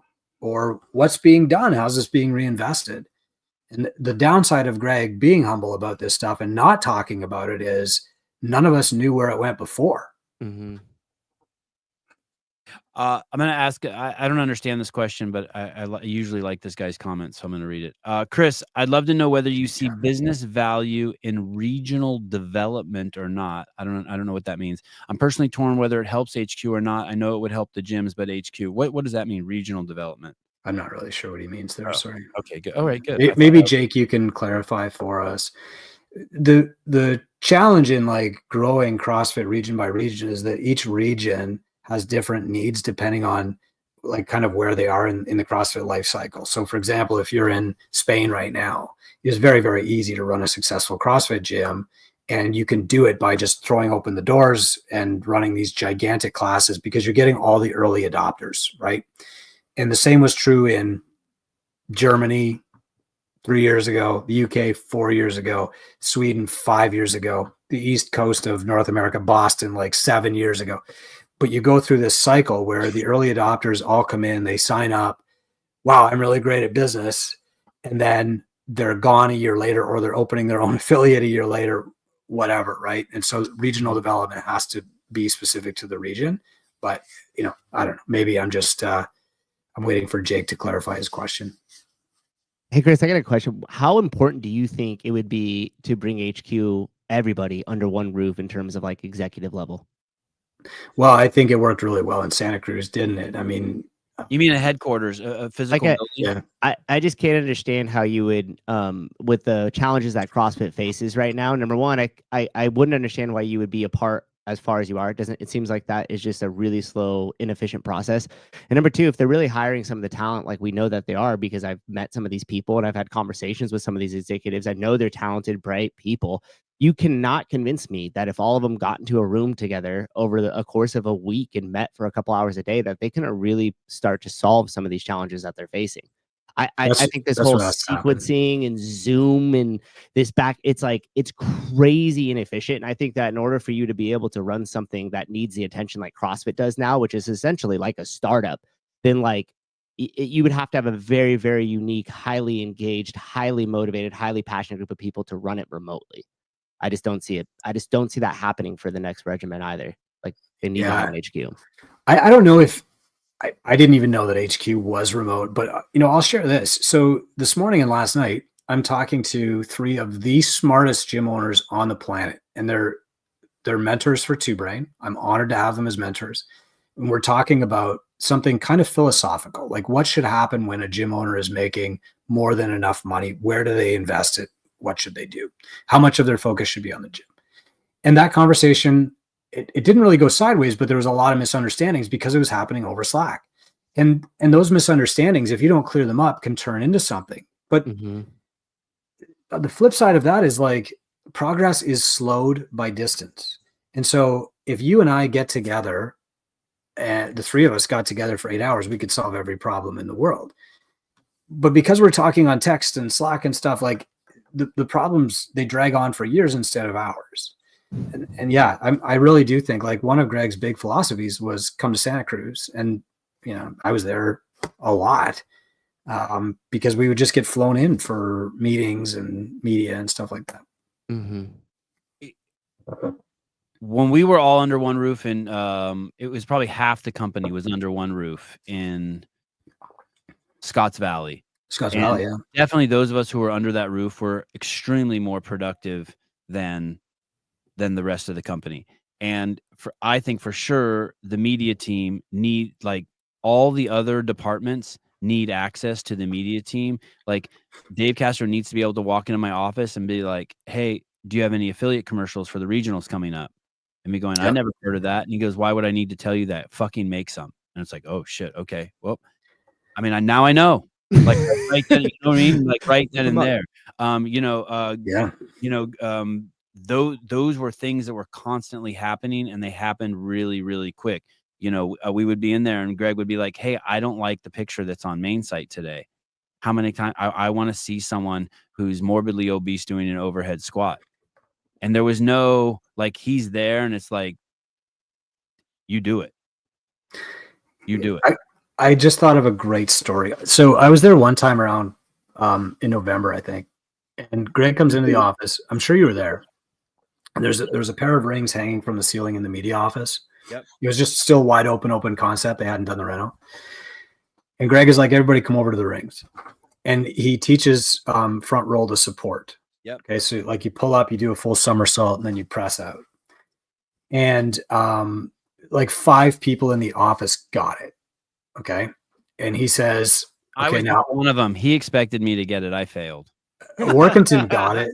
I think Carrie Hare might have got it. Anyway. Employed with you. Yeah, I didn't get it. But anyway, we kept at it until 5 people got it. And he wrote their names on this whiteboard. And he's like, okay, now everybody here, if you didn't get a front roll of support, you get it by Christmas. And if you did get it, you have to teach 5 other people to do it by Christmas. And otherwise there will be no Christmas. And that was like the joke. Yeah, there it is. There we go. Yeah. Suck it, Caleb. Like, that's not going to happen on Zoom. You know, that's not going to happen over Slack or by text message. It's that like level of inspiration because, you know, we spent the rest of the day trying to get roll to support. It's that level of inspiration that you only get by proximity to an inspirational leader. Yep. God, I remember that. Oh, Donovan. I still see Donovan regularly. Yep. Yeah, I remember those rings. This was literally it. So, yeah. That's our general counsel even had to do it. Everyone had to do it. Saran, yep. Yeah. Yep. And you know, the craziest part is like walking out of the building at the end of the day, Workington just like was like, here, hold my bag. And he did it. And I was just blown away. Like, it's so cool. Those mats aren't normally there, by the way. You would just fall and hit the ground. I had no idea that was being recorded. Yeah. I don't know why, Chris, but when you said this, I was like, I know exactly what he's talking about. And I searched it and there it is. Sure enough. Yeah. I don't know. I'm there, but I'm not in any of those shots. Anyway. Hold that frame right there. So that right there where Matt Bishel is sitting. Right here. So Matt Bishel was in charge of CrossFit social media, for people who don't know. And then to the left of him, 2 people over, is Leif Edmondson. That door that's open to the left of Leif, that was the head publisher. Leif basically, he worked very closely with Mike Warkington. Mike Warkington ran the CrossFit Journal, and him and Leif basically knew everything that there was to know about CrossFit. Mike could even, you could ask Mike, hey, can you write something in Greg's words? And Mike could do it before there was AI and make it sound like it was Greg. But that's how close we all worked, Souza. That was the head of social media right there, build all the accounts, Matt Bishel. There's Leif Edmondson. He worked inside that door. And I think at that time, Mike was living in Canada, but it didn't matter. Like, we would talk to him 20 times a day. Yeah. Right. And, you know, And he was always available 24/7. Go ahead, Souza. I was just gonna say, and you know what else is encompassed in this whole entire video here, as you just look at all the people in the background, and we could play the like "Where's Waldo?" Is that Dale Saran? Yeah, that's Dale Surround. That's the head attorney for CrossFit. He also had to do it. So the one thing that I see with this, like, look at Greg's face there, And there's Marsden to the left of Greg. Right. Then you click over, there's Marsden. And then as you click over this guy here, you see software engineer. Here's what all this tells me. It's building a culture. Yeah. You're building a culture inside there where now the head software engineer is learning the front role to support.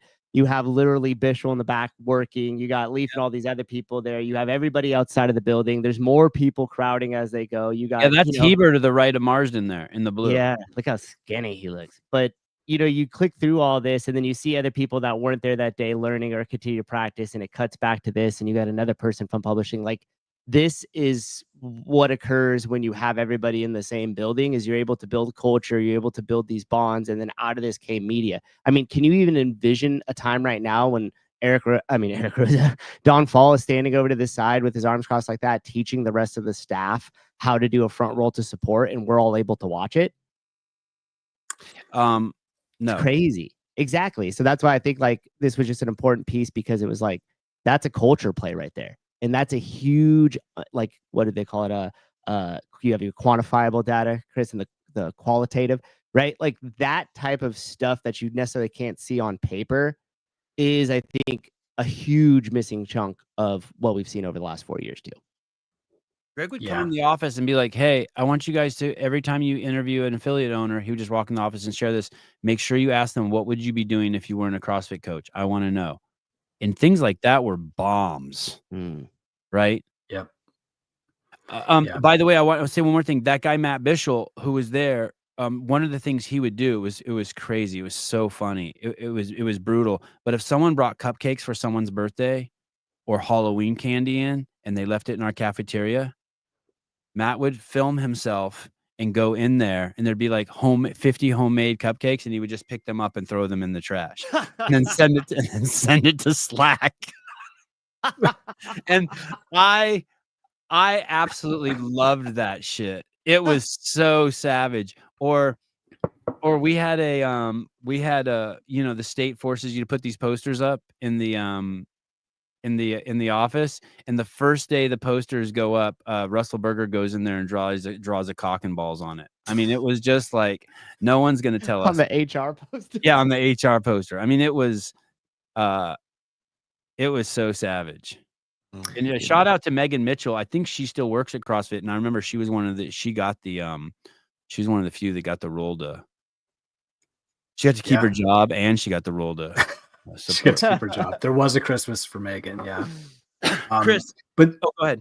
But that's the thing, is like, you want to start a movement, right? You have to start at the nucleus, and you have to make that nucleus radioactive. Like we just spent 10 minutes talking about this thing that probably only lasted 10 minutes at HQ, but every single person in that room was then lit on fire to go explode the message of CrossFit.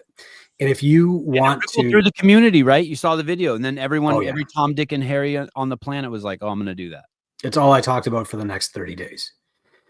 But that nucleus, you do have like all of these atoms that are charged up, like they want to be part of the explosion again. There's 10,000 of us out there. You have to pull us together into a nucleus. And these days, that nucleus is not going to be a physical location like Scotts Valley, California. That nucleus has to be around a common beacon of hope, a common story, a unifying, clear mission.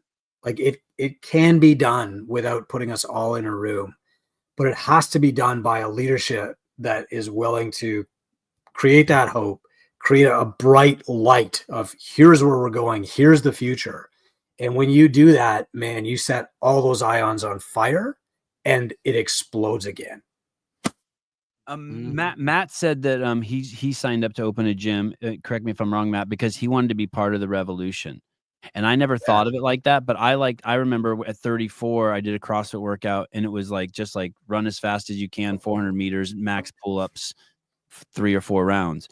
And I remember when I did that workout, I was like, I can't remember the last time I ran as fast as I could. I was 34 years old and I couldn't remember, like, was I 6? Was I 10? Like, I can't even remember the last time. And that was like my little mini revolution. There's still a chance we're still we could still be a revolution. I mean, there's never going to be a time where everyone's bought into CrossFit. No, and we just keep getting sicker. We keep getting broker. We keep getting more desperate for a revolution. It has to come from somewhere. And, you know, in the original days, I know one of the things that Mike Workington and I had in common was we were both flying this big pirate flag in our gyms. Not good for business, but it really showed like why we were there. Yeah. And we wanted to be part of the revolution. Now that revolution can exist. The problem is that, like, if affiliates are not successful financially, that revolution peters out and everybody goes home because they got to feed their family. Mm-hmm. So like that has to be a part of like keeping the revolution going, is you got to have guns and food coming in all the time. And that means money. Mm-hmm. This level 2. So I had someone explain this to me the other day, and I thought it was like, wow. And you talk about the level 2 in these 2 videos that everyone should go watch when they're done here. You talk about the level 2 was unnecessary. It raised the barrier of entry. Someone told me that the reason why they've instituted this level 2 this year is because it would force 10,000 affiliates to hurry up and get their level 2, and thus make the books look like they made an enormous amount of money and that seminars were growing. And it was only a one-time thing that they could do. And so when the new people come in to buy the company, they'll see, oh, the seminar program's doing great. That's pretty wild if that was the reason they did it. But can you tell me why you think it's not a good idea to have a level 2 requirement to open an affiliate? Well, I mean, I think every affiliate immediately saw it as, we're not adding value here. You know, we're charging you money for this thing that you don't really need. And, you know, a lot of us latched onto Greg's lease rents model back in the day, which is like, we're going to give you this viable thing and you're going to pay way less than it's actually worth. And we're not going to force you to buy this other stuff that you might not need. And that's, you know, the L2 came out. Okay, it's a requirement now. As an affiliate owner, you have to take the L2. Well, getting the L2 is not going to make me a better affiliate owner, right? Like, the L2 is a great course. It's one of the best courses on the planet. Some of my staff have done the L2 in my gym, but no, Chris, you have to do it or you can't own an affiliate. Then I'm out, you know, and that's when I've de-affiliated for good. Now that changed. You know, there was somebody in our midst who's a very influential key player in the CrossFit community who fought that, won, and now they've changed it to, you have to, I forget what they call it, but it's like a key person on your staff has to have their L2, you know? Oh. So yeah, there's a different name for it. Oh, interesting. Yeah. That happened. So they made it so that the owner had to have the L2, and then they walked it back a little bit and just had some key figure in the gym. Like if you have like a head coach or something that's running operations. Yeah, because, you know, like, look at Matt and I, right? Like we run successful gyms. We've been running gyms for 20 years in my case, like, but I'm not there every day. And when I'm there as a client. Like, sometimes the coach will hand me the mail on the way out the door, but I'm not involved in operating that gym or coaching there. I've got other stuff to do. And for me, taking a weekend to travel, get my L2 when I can't do a muscle up anymore, like, it's just not going to happen. What would it take you to re-affiliate? Not much, man. It's like, I am very optimistic and hopeful about the future of CrossFit. I really believe that it has like the power to change lives, to actually reverse our current healthcare problems. What I need is somebody in leadership to show me the path between what the potential of CrossFit is and where we are right now. And I don't just mean, let's have a tour where we apologize for mistakes that we've made in the past. I mean, somebody says, here's the steps. And if they're truthful, the first 5 steps in the 100 steps are going to be hard steps. Like, that gets me fully bought in. It's not a matter of money anymore. And like, it's just a matter of, not belief in the potential of CrossFit, but belief in the ability of leadership to get us to where we need to go. And any plan, I strongly believe any plan is worth investing in at this point. When Rosa bought the company, he brought in a guy named Gary Gaines to run the affiliates. And I remember we got to meet all of the new executives. They paraded them in front of us in a Zoom call. And Gary Gaines was the only one who looked at everyone in the audience and said, "Hey, I know a bunch of you have built this thing. And I really, really appreciate being here and being allowed to participate in this thing that you've built." And it's really interesting when I hear people apologize for anything that we've done in the past at CrossFit, I feel alienated. I just want to be like, fuck you. I prefer just that. Hey, it's like what you said, kind of what you said, but taking it to an extreme. I just want whoever buys it to be like, "Hey, thank you for building this. This is incredible. And I think the future's bright, and here's my plan to make it brighter." I don't want to talk about I don't need any apologize for what we've done. Because all you're making me think is I did something wrong. I didn't do fucking anything wrong. Yeah. And I think that maybe you just nailed it there, Sevi. Like, new leadership has to be willing to say, here's where we are. Here's what the next level looks like. And here's how we get there. And Emily just shared this analogy with me this week, that Emily Kaplan from MetFix, that I thought was brilliant. And she said it came from Greg, but I'm not going to do it justice. So it's like you invite your friends over to your house and you're watching this movie, and halfway through the movie, everybody's hungry. So you go out and you barbecue and you come back. You don't start the movie over, right? And you start from where you left off and you continue until the end. When you spend your time apologizing for what's been done, we're trying to fix the mistakes of the past. What you're doing is you're trying to start the movie over. Instead of saying, we have this amazing platform, as big as it is, that's our first step. And a second step is this. And here is the story we're going to tell to get us to there. Like, that's what has to happen. And you know, honestly, that's Greg was using that analogy to describe MetFix.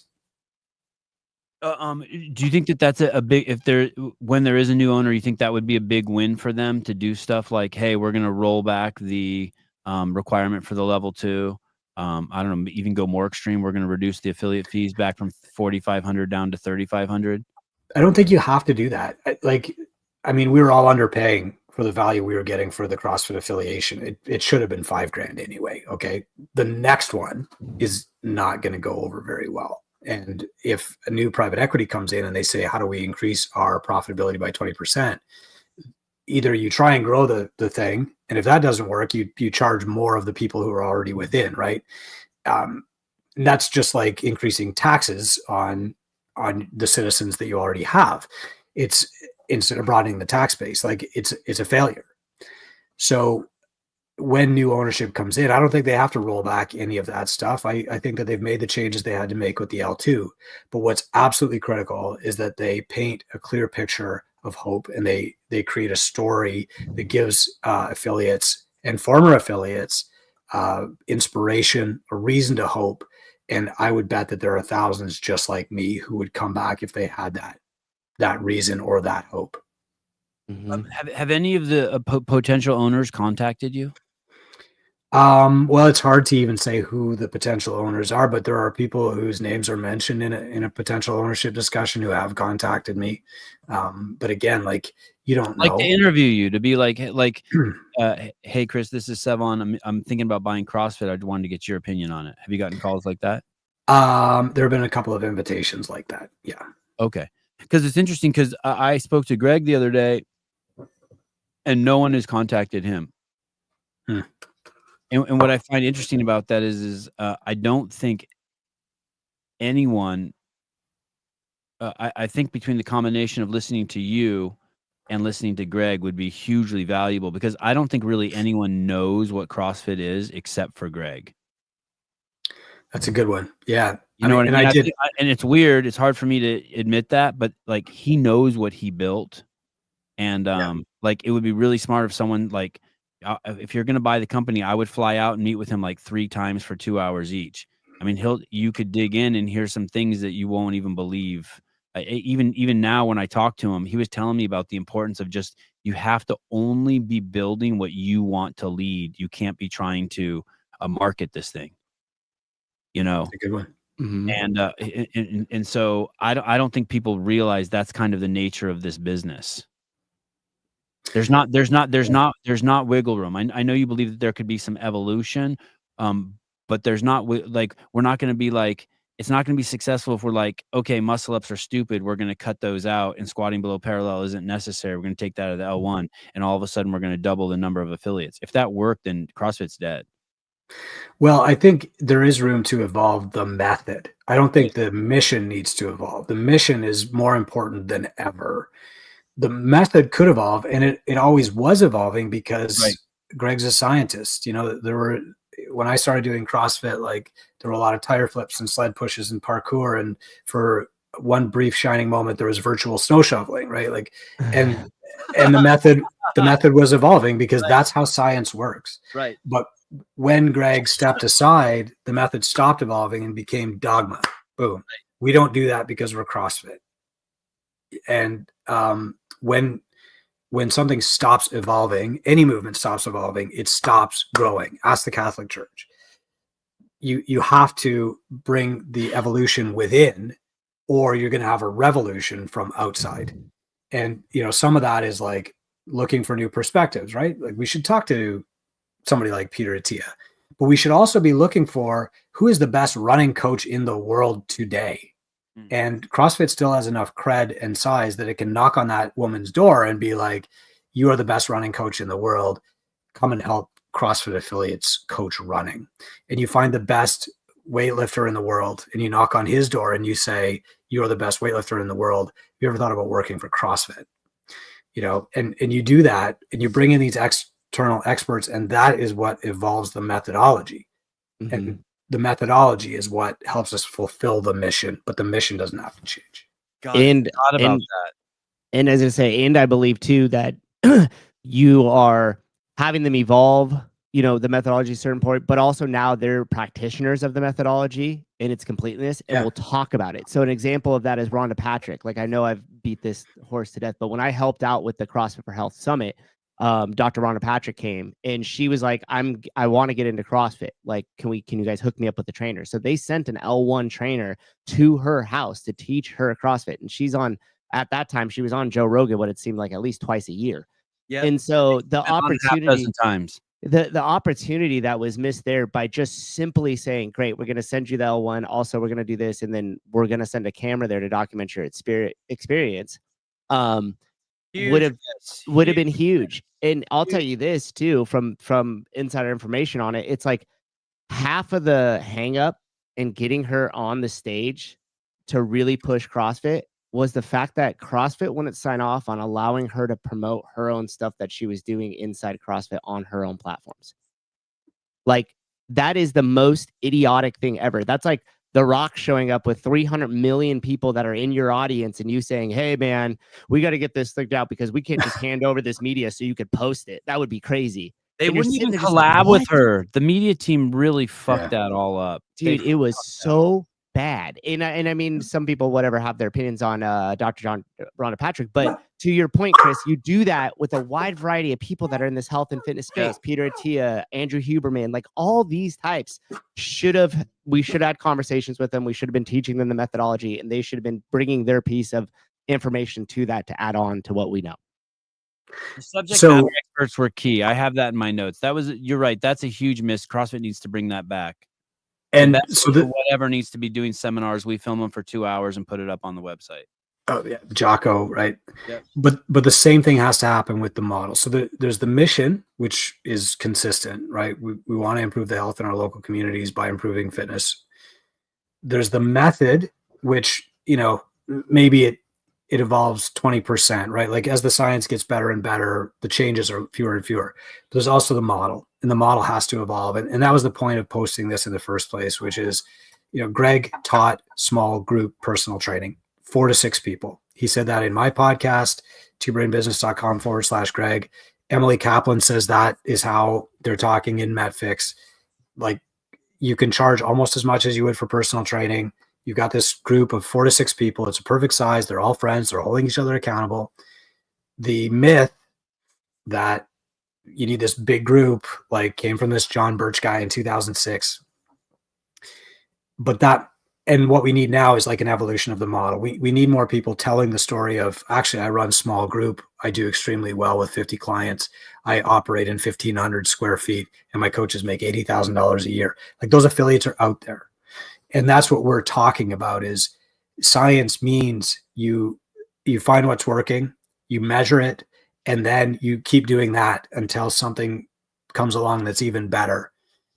And I think like maybe that's someplace where, you know, the typical level of scrutiny and science in CrossFit hasn't been applied. You know, the method was a scientific method until recently, but the model was never placed under that scrutiny or evolution until we started doing it. Boy, John Birch's life took a wicked. I know when I Googled him and I found that FBI thing about like child pornography or whatever it is, I was like, this can't be the same guy, but it is. Yeah. Oh, that's two people. That remember that thing that I sent you, Sevon, that guy from San Francisco? Yeah. Wow. Stay away from kids, people. It's bad. But like, if the level of scrutiny had gone into, okay, what's John Birch actually doing at the time, and then continued for the next 5 years, that myth that like big group classes and free trials, that's what makes you successful. Like that myth would not even exist anymore. And it's that myth that affiliates are locked into, that CrossFit equals big group classes. That's what's driving a lot of them out of business. You know, like Greg's business advice was few and far between, but the part that I remember was like, you start in a tiny space and you stay in that tiny space until people are doing burpees on the sidewalk in the rain and complaining about it. And then you rent a slightly bigger space, right? And like you start in your garage and it only takes you $10,000. Right now, the story that's being told about an affiliate, if you go on CrossFit.com, is like the average cost to open an affiliate is $160,000, and the average space is like 10,000 square feet. And like, that's just not how you start and build a sustainable business. And Greg he created 30,000 entrepreneurs. Like he doesn't get enough credit for that. Making those entrepreneurs successful enough to stick around for 30 years, that's the next step in the evolution. And that's what will actually reboot the mission and effectively create impact in our communities. How many gyms do you think have closed? Do you think, is it 20? My guess is over 15,000 affiliates. Oh, I would have guessed even more than that. Yeah.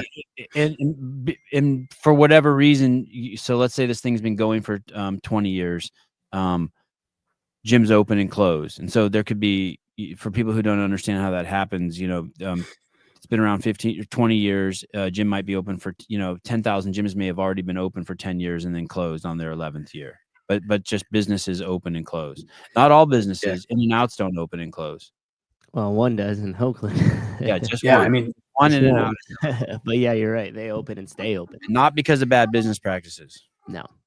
The average lifespan of a gym owner is 3 years, and that's because that's when their first lease comes up for renewal. You know, they can bootstrap, they can starve for 3 years, but at 3 years, you know, her husband's asking her like, when are you going to be home at night? And her kids are like, aren't you tired of starving? And that's when she faces a decision. Do I continue or do I not? Nobody quits this industry because they've lost their passion for it, or they're like, actually fitness isn't helping people, or they're not inspired. They quit because of money. And they might give you a reason like, I'm burned out, my spouse got a better job, we're moving to Oakland. But all those problems are solvable with money. And if, when money solves your problem, you don't have a problem. And the problem is like the actual impact of CrossFit is not curtailed by its reach. It's not curtailed because, nobody knows what CrossFit is. It's curtailed because affiliates go to business before they have the chance to make a meaningful impact in their cities. Jump Ship. Good to see you, Seth. Most profitable affiliate per member is only 1,250 square feet. Yeah, his most profitable affiliate. Oh, yeah.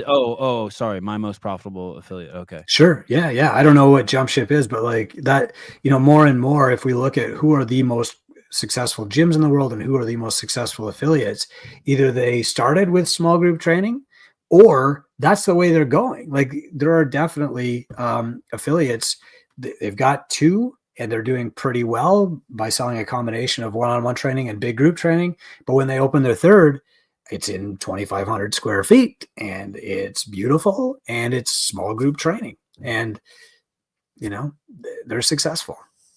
Jump Ship, Seth has, I want to say 4 or 5 gyms on the Hawaiian Islands. Is that right? Susan? Congrats. Oh, that's awesome. Yeah, I'm not sure the exact number he has, but he has a couple in Hawaii and I think a couple in Phoenix. One in Phoenix. Very cool. Chris, just on another note, my mom does go to a CrossFit gym it has a big, and she's part of a very big class. It's awesome. And she's 82 years old, and it's a seniors class, and she really loves her big class. Love it. You know, so it's not, you're not saying like that there's not a place for that. No, and I love big classes. I wish that was the most successful model, but the reality is, like, the most successful gyms say to their clients on entry, would you prefer to do this in a class setting, or would you be more comfortable doing this one-on-one with me?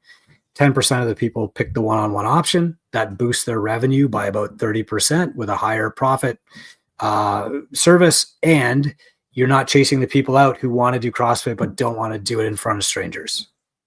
And eventually, a lot of those people do go to CrossFit. Some don't, or to big groups. Some don't, right? That's how my gym runs.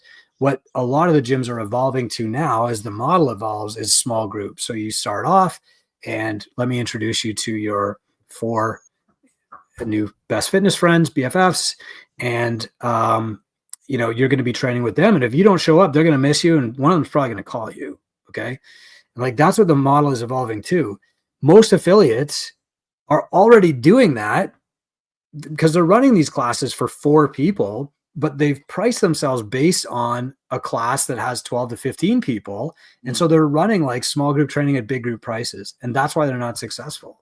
They're already doing the right model, but they don't understand it, and they're not pricing accordingly, etc. I got really ranty about that. No, but that's good. And it's important. Dude, go ahead. There was a lot of that stuff that I learned from your books early on, Chris, like with especially like the help first on just how to sell stuff, and then how moving to a prescriptive fitness model. And I will tell you, it took a while for me because I was kind of that one-man show. So I didn't really have the option at that time to say, okay, I'm going to do some small group classes or some more, high touch personal training type stuff. Like I was kind of just stuck for a little bit. But as we evolved, I was able to put on the, a more high touch start. We were able to bring in personal training. We were able to bring in other type of more semi-private training, whether it's a couple people at a group, or whether it's like a specialty class with like the youth strength and conditioning, where we take a certain amount of kids and bring them in, or my wife's nutrition program. And so being able to build those other offerings that do funnel into a bigger, larger class, but have the semi-private training or personal training element to it, not only has it increased my revenue for the coaches substantially, but for the gym as well. And I get way more LTV, because like if they come in and they really feel like that's their home, and then they migrate kind of into this larger class setting, then they have their bigger, larger community too. Like they are fully bought in, and then they stay around for a heck of a lot longer. So I agree with kind of your combination. If affiliates aren't considering that now, there's lots of approaches. Don't think that hearing this, you have to like change your whole business model overnight. I don't think Chris would even suggest you do that either. But I think small steps in the way that you're onboarding people and what you're offering at your gym could definitely be expanded, and could definitely be more semi-private or private training, and it will benefit, your affiliate will benefit from it. In these videos that Chris has put out in the last 3 days, which you should all, especially if you own an affiliate, you need to go over and you have to watch them. They're very short and concise.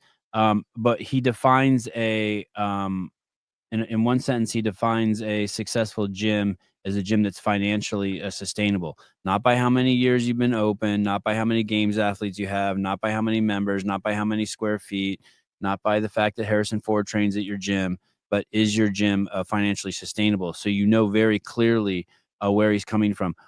Chris, why not just, why even affiliate? Like, why affiliate with anyone? Why not just open my own gym on the corner?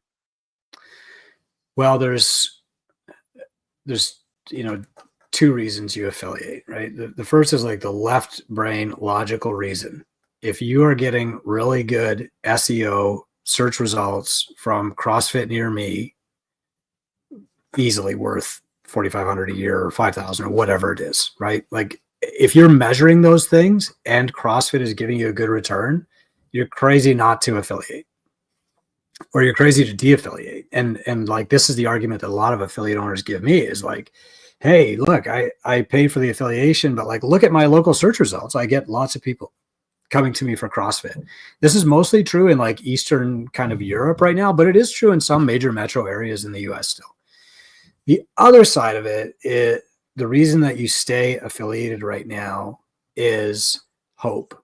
And it's, I mean, yes, loyalty. We believe in CrossFit. We believe in the methodology, but nobody is saying I'm staying affiliated because I believe in the leadership, right? Like when I asked Greg, why should I stay affiliated? He pointed to the leadership, right? The founder, the creator, like I would want to pay the person who invented this thing as a tribute to them. Good reason, right? Valid, worth it. So now you've got like this split camp of people who are like, yeah, this is valuable. I can measure it. I can point to it. I can track my ROI. And you've got this other group of people who are like, I believe in the method. I want to stay true because I believe that things are going to get better. And unfortunately, that's the pool that's dwindling. Yep. Okay. When you buy an F45 gym, they give you, there's this, or you buy a McDonald's, or you buy something, there was this term you used. I wrote it down. I can't, my notes are pretty wild, but they give you a model, a move forward. Yeah, a model. Right? A model. Yep. Here's the model. And CrossFit doesn't give that model. No, I mean, any franchise, that's what they're selling you, is they're selling you a model. So Fit Body Bootcamp, 9 round, they're going to tell you, you run a free trial period of 2 weeks, or you do a no sweat intro, or you do this, you do that. Like, this is the model. Hang and up also sign, use these paper colors. Yep, your toilet exactly. Say F45 on it on every sheet. Yep. Orange Theory. And so what you're buying is, you're skipping 5 years of trial and error, trying to figure it out, wasting hundreds of thousands of dollars trying to sort out, like, do I do this or do I do that? Right? Like, that's what you're buying with an Orange Theory or a McDonald's. The model is already in place. Here's the playbook. Follow these instructions. Don't have to guess. You don't waste any money. If you're not giving a model, what you're doing is every affiliate is their own island. And either they have to do their own experiments, turning their gym into a test tube, which I did, continue to do, or they have to learn from somebody who's done it already. And so if you want affiliates to be successful, either you give them a model, which probably crosses that franchise line and exposes you to liability if the affiliates fail, or you have to put the right people in front of them and say, like, hey, this person has done it. Here's exactly what they did. You know, here's the data that proves it. Follow them. Do what they do. And that's mentorship. And like, that's why we're a mentorship company instead of a course company or a franchise. Let me fall into the weeds here. Deep, very Sure. practical question by Jamie Latimer, who is the fittest 40 to 44-year-old woman in the world right now. She just won the Open. Congrats, Jamie. It's crazy impressive. How do gyms accommodate this to get the trainers money? We're not large enough to support many one-on-ones because of the classes that are currently being run.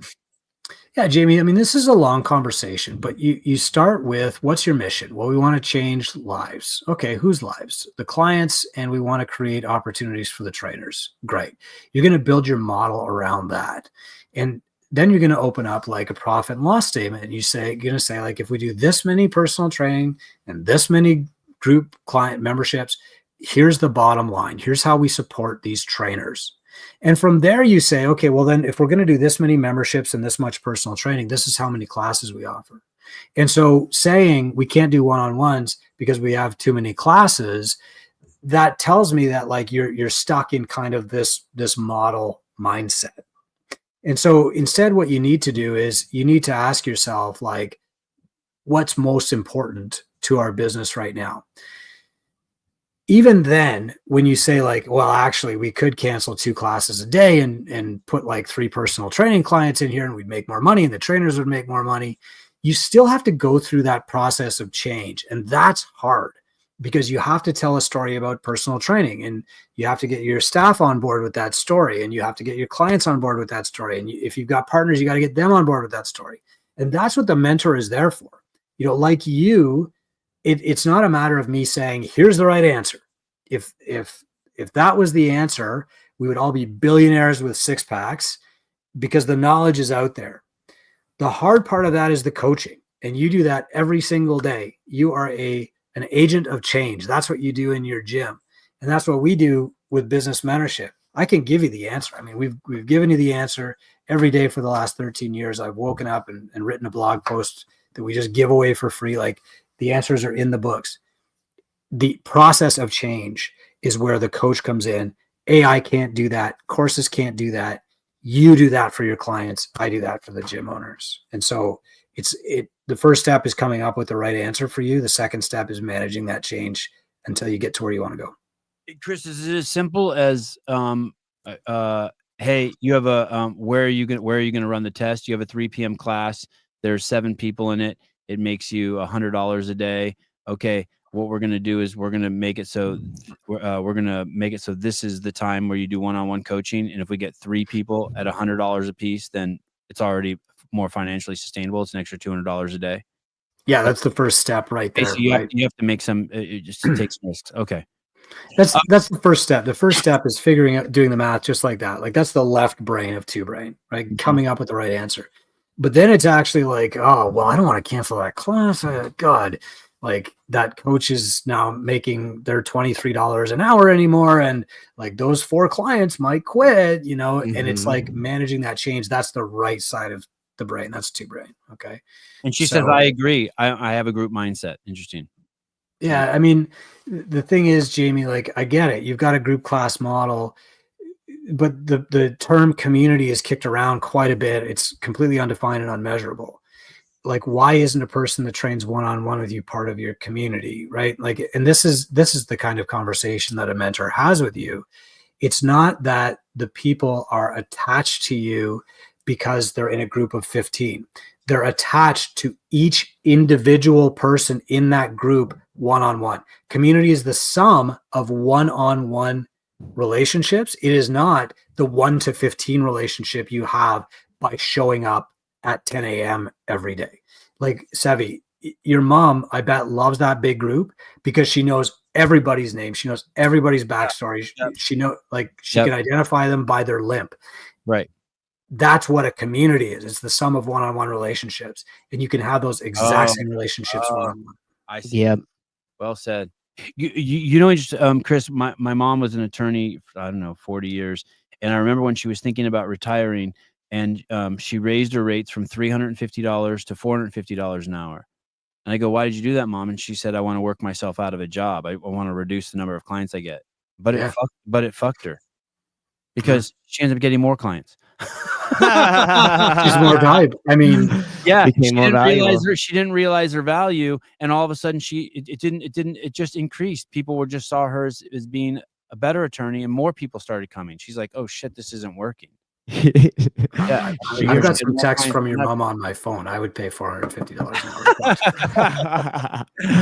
And then, well, I just want to touch base on this too, because Jamie, I think a lot of the affiliate owners view this as binary too, and I think that might be a little conflation about kind of what Chris is talking about, and that's the way that I viewed it at first too. When I first was hearing like the semi-private or the private group training, or the private one-on-one training, I was like, no, I'm going to change everything. How do I explain this to my members?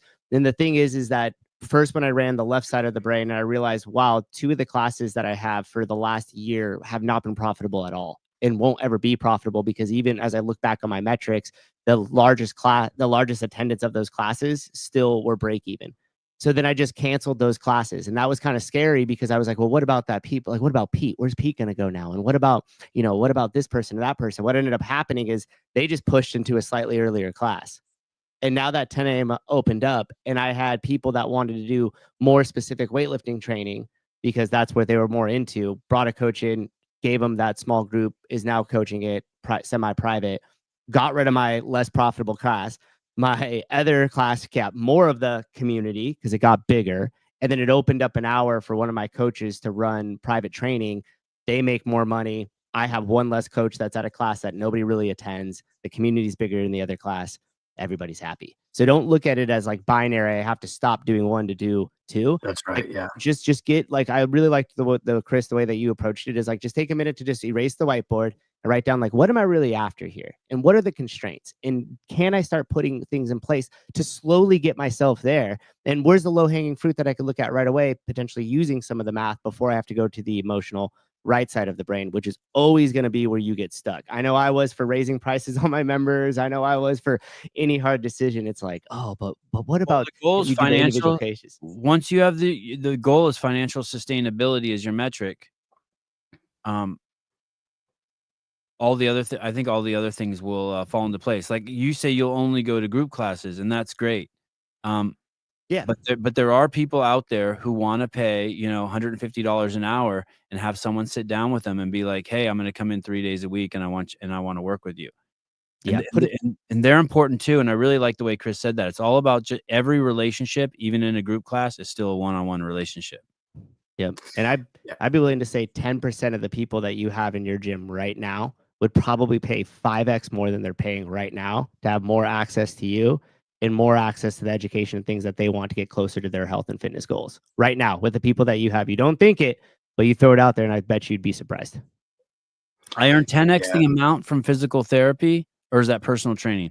Jake, amazing. I earn 10x the amount from personal training and coaching.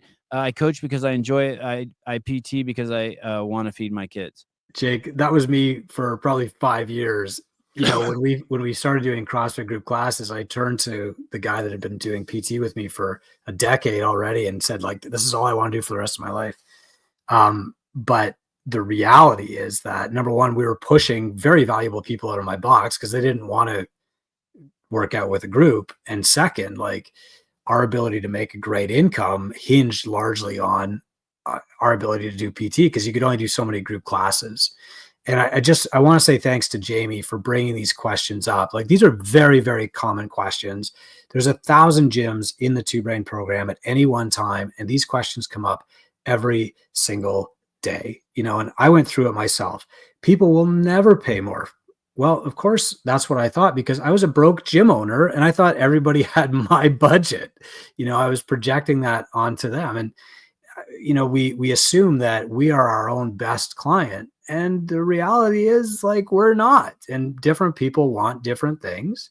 If we're unable to offer them those opportunities, they will go elsewhere and they will miss out on the opportunity to meaningfully change their lives. So that's where the conversation has to start, is like, what do you want to provide? And then in my case, I had to get out of my own way with these assumptions that I was making about my clients that really weren't true. And that's part of the process of doing science, isn't it? It's getting rid of assumptions, testing things, trying things, measuring the outcome, and sticking with what works. Jamie, thanks for doing this conversation. That was so good.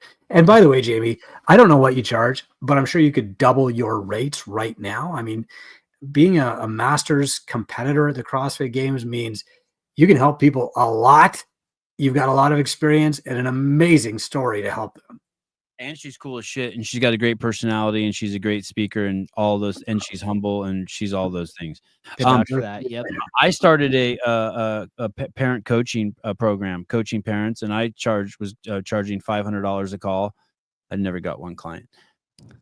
We should have raised their rates. Tried at $490. Tried at $490. Yeah. $490. The irony is, if you charge $5,000, people would be like, "You must know what he's talking about." That's I say, just raise it up, baby. Parenting expert. Yeah, my kids should beat up your kids. Oh, shut it, David. Shut it. You have Hitler as your avatar. You just shut up. You're not even allowed to laugh if you have Hitler. Criminy. Is that a Tesla sign as the mouth? Jeez. I didn't even see that. Oh boy. Okay. Can you have electric cars in Canada? Is it too cold? Can we have what? Sorry. Can you have electric cars in Canada, or can you not? Is it too cold? It's not too cold. No, I guess that doesn't affect them as much anymore. I don't have one. My relationship with Elon is through the Starlink that we're talking through right now. Oh, you're Starlinking? Starlink's amazing. Yeah. But like, why is your connection so much better than Caleb's? Caleb uses Starlink from Florida, and it's not as Caleb's got the broke package probably. He works with us. Come on, you know why his connections ain't as good as Chris's. Who knows? I've got a lot of open sky around me. Maybe that helps. Wow, that's incredible. I mean, he's closer to the equator. He was in Florida using it. I would, for some reason, think it would be better He had more access to more satellites. Hmm. Wow. How long have you been using Starlink just exclusively?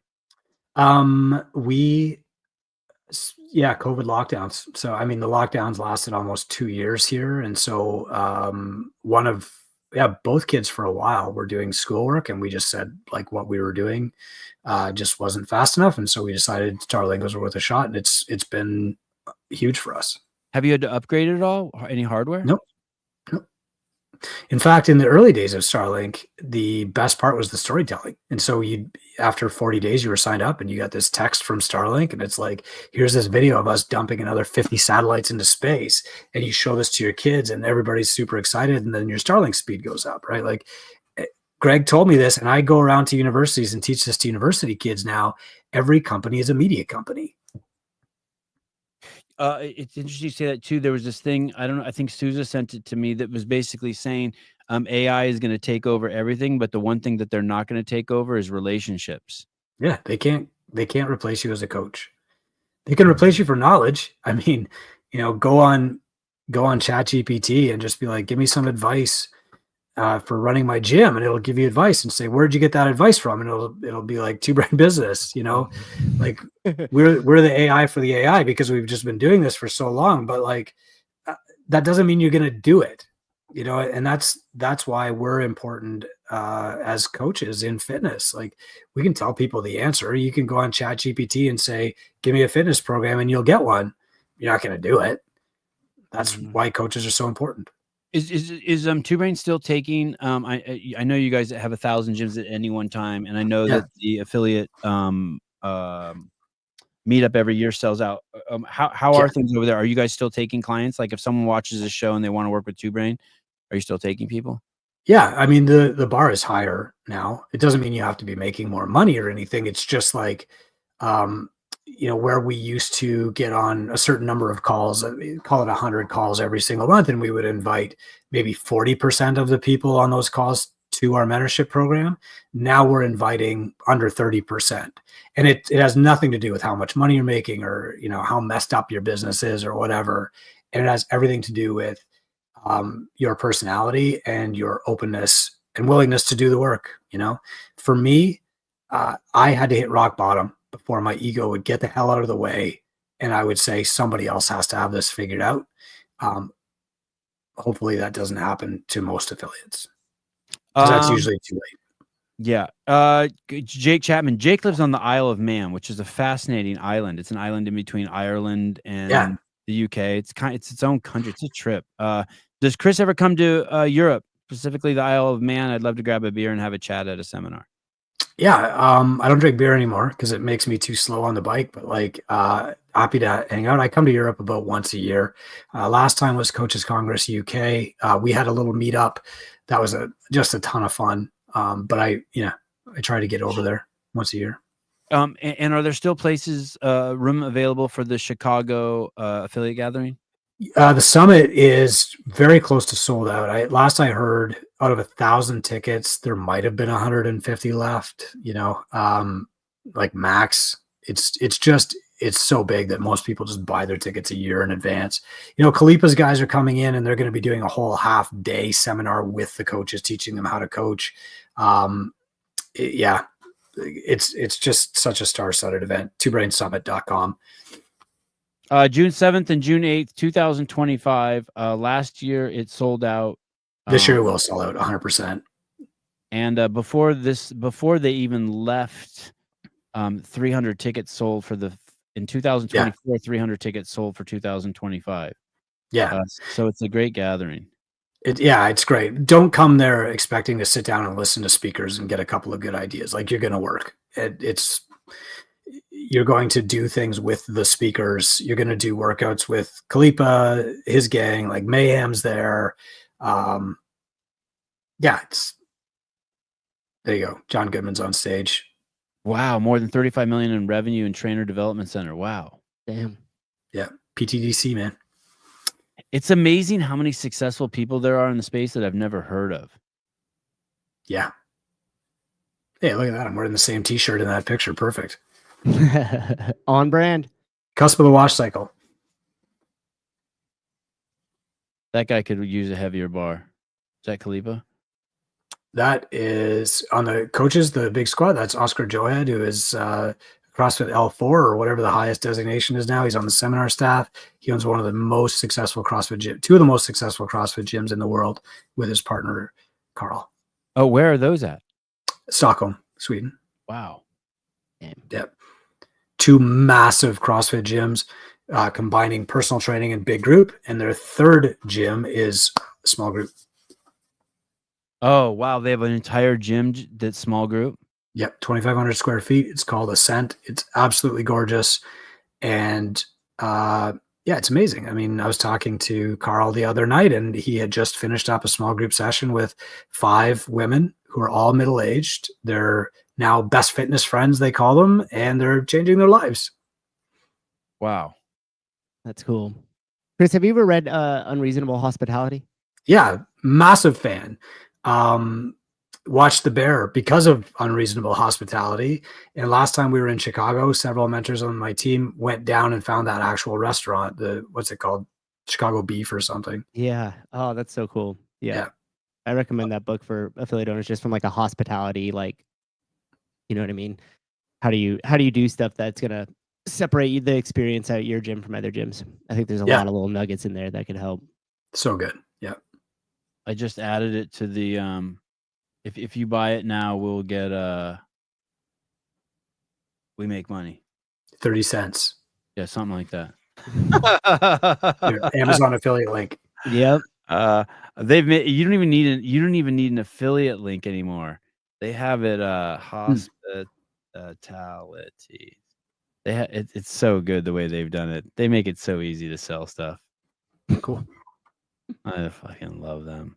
Too bad everything has to be purchased at Walmart. It's weird. They don't connect with Amazon. It's a trip. It's scarcity mindset. All right. Well, Go ahead. Thanks, guys. I'm going to take my coaches out for lunch now. So Awesome. I really appreciate the questions. And as always, like if somebody has a following question that they didn't get to ask or whatever, Chris@twobrainbusiness.com. Yeah, I'm no longer Chris at CrossFit.com, but I was for a few years. That was my big claim to fame. Thank you so much for coming on, Chris. Thanks, talk to you soon, brother. Thank you so much. Appreciate you. Thanks, Chris. Thanks for all your time and everything you do. If you want more of Chris, go over to their YouTube page. Run a profitable gym, Two Brain Business. I'm always so bummed the summit's on the same time we're streaming stuff. Oh, that's right. That's right. Yeah. Run a profitable gym, Two Brain Business. Here it is. These last 3. I haven't watched this one. This one that's from 2 hours ago. But this how to save CrossFit, saving CrossFit. Coop answers your questions. All great. And he doesn't. What's crazy? It becomes obvious right away that he just wants to tell the truth. He doesn't run away from the hard questions. No, he doesn't. And he doesn't. What does John Young always say? Word speak 'em or whatever it is.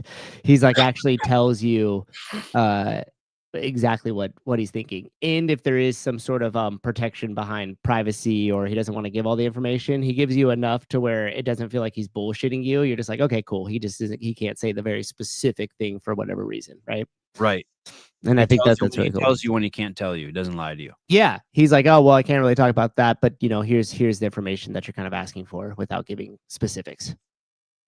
We are going to make episodes 1, 2, 3, 4, and 5 will be available soon as we come off this show. You'll only be able to see it if you're a CEO member. That's all courtesy. Thankful of Two Brain also. Yep. It's really wild when it comes to media and adding value to the ecosystem through media. Chris is so on board. Yeah, and the statement he made right at the end was amazing when he was like, "Hey, this day and age, you're a media company first. No matter what you do, you're a media company first." And he's 100% right. That's exactly what I'm living and breathing. Sarah Cox, CAPeptides.com, Biomax. People are spending $300 per month on sauna and cold plunge. Now they can afford higher gym prices. Yeah, no kidding. So $300 a month to have access to a facility where you just go in and go get hot and cold. Yeah, what people don't realize, like what Chris was saying, like to Jamie, like you could probably double your prices right now, and you'd be surprised how many of those people pay. Like when Chris was saying, I used to think about pricing from my budget. That I think is the biggest flaw of all the coaches and affiliate owners, and it took me a really long time to break that belief, because anytime I would say I'm going to sell a gym membership for $400, and my brain would go, you would never pay $400 for a gym membership. But here's the thing. I've studied all this shit for the last 12 years. I don't need somebody to write a program. I don't need somebody to answer my questions. I don't need motivation to go do it. You know what I mean? Right. So like, I don't value in the same person that's like, I could only do this and get to my health goals and stay alive a lot longer so this value makes a lot of sense to me, because now I could go here and you provide everything that you just said, right? So as a affiliate owners, think about this, like somebody to what Sarah was saying, like some of your members will come to your gym and they'll pay the whatever 150 that you have it set up at or something, or $200, and you think that's sort of too expensive. And then they turn around and they'll pay for a, massage therapist for $160 an hour for that 1 hour in that month. And then they're going to go over to wherever GNC and spend, another $130 on their supplements that maybe last 2 months. And then they're going to go and do this. That's going to pay. So it's like all of a sudden you look at all that and you're like, well, I would have saved him that money. He doesn't need all those stupid supplements. Like, he just would talk to me. I just would have helped him out. Maybe one of those supplements is worthwhile. You don't need to necessarily pay that much for the massage therapy. Like, I could show you how to do a little stretch routine and some workout with a foam roller afterwards. Right. And here's the thing. If you provide all that value and you have either classes or things that you could charge for it, or your prices are just set really high, so that way you're profitable and you have time to have more, time with your members, that is going to be worth it to not only the person who's buying it, but to you as the gym owner. So stop making decisions with other people's dollars. You know what's crazy too, and this is going to go against not this doesn't push back on what you said, but it's kind of an unfortunate thing. There's so many people out there who don't realize the importance of coaching, and especially when it comes to kids, it's pretty wild. The value that coaches bring with the little nuances and the things they see, but also for your kids, the fact that they're building a relationship with a coach. And there's two things happening simultaneously. I cannot emphasize this enough. If you take your kids to a private coach like regularly, your kids will become experts at taking, especially, ideally it's a good coach. Your kids will become expert at taking directions and at learning, not only verbally, but through visual cues. And the things that a good coach will teach your kids, not only in the specific discipline, but also in how to have a relationship with an adult, it's like second to none. I coach my kids every single day, and I don't know, periodically, once every 2 weeks, there'll be some other kids here that I'm coaching, and it's crazy the stuff that they don't know because they don't have a coach. So you could tell a kid, hey, jump with 2 feet from this box to this box, and you'll see a kid do the jump and won't use 2 feet. He'll leap with 1 foot. So you'll tell him again, and you'll have to cue him 10 fucking times to fucking, hey, dude, you have to jump off with 2 feet. You can't, because they're scared or whatever reason. Right. But there's a huge chunk of people that don't realize the value of having a coach. Unfortunately, but you know what? Fuck those people. It just is what it is. If you plot HQ, Sevon, Susan, Metfix, Greg, Chris, games on sickness, wellness, fitness, continuum for the state of the methodology, who goes closest to sickness? Not sure I completely understand the question.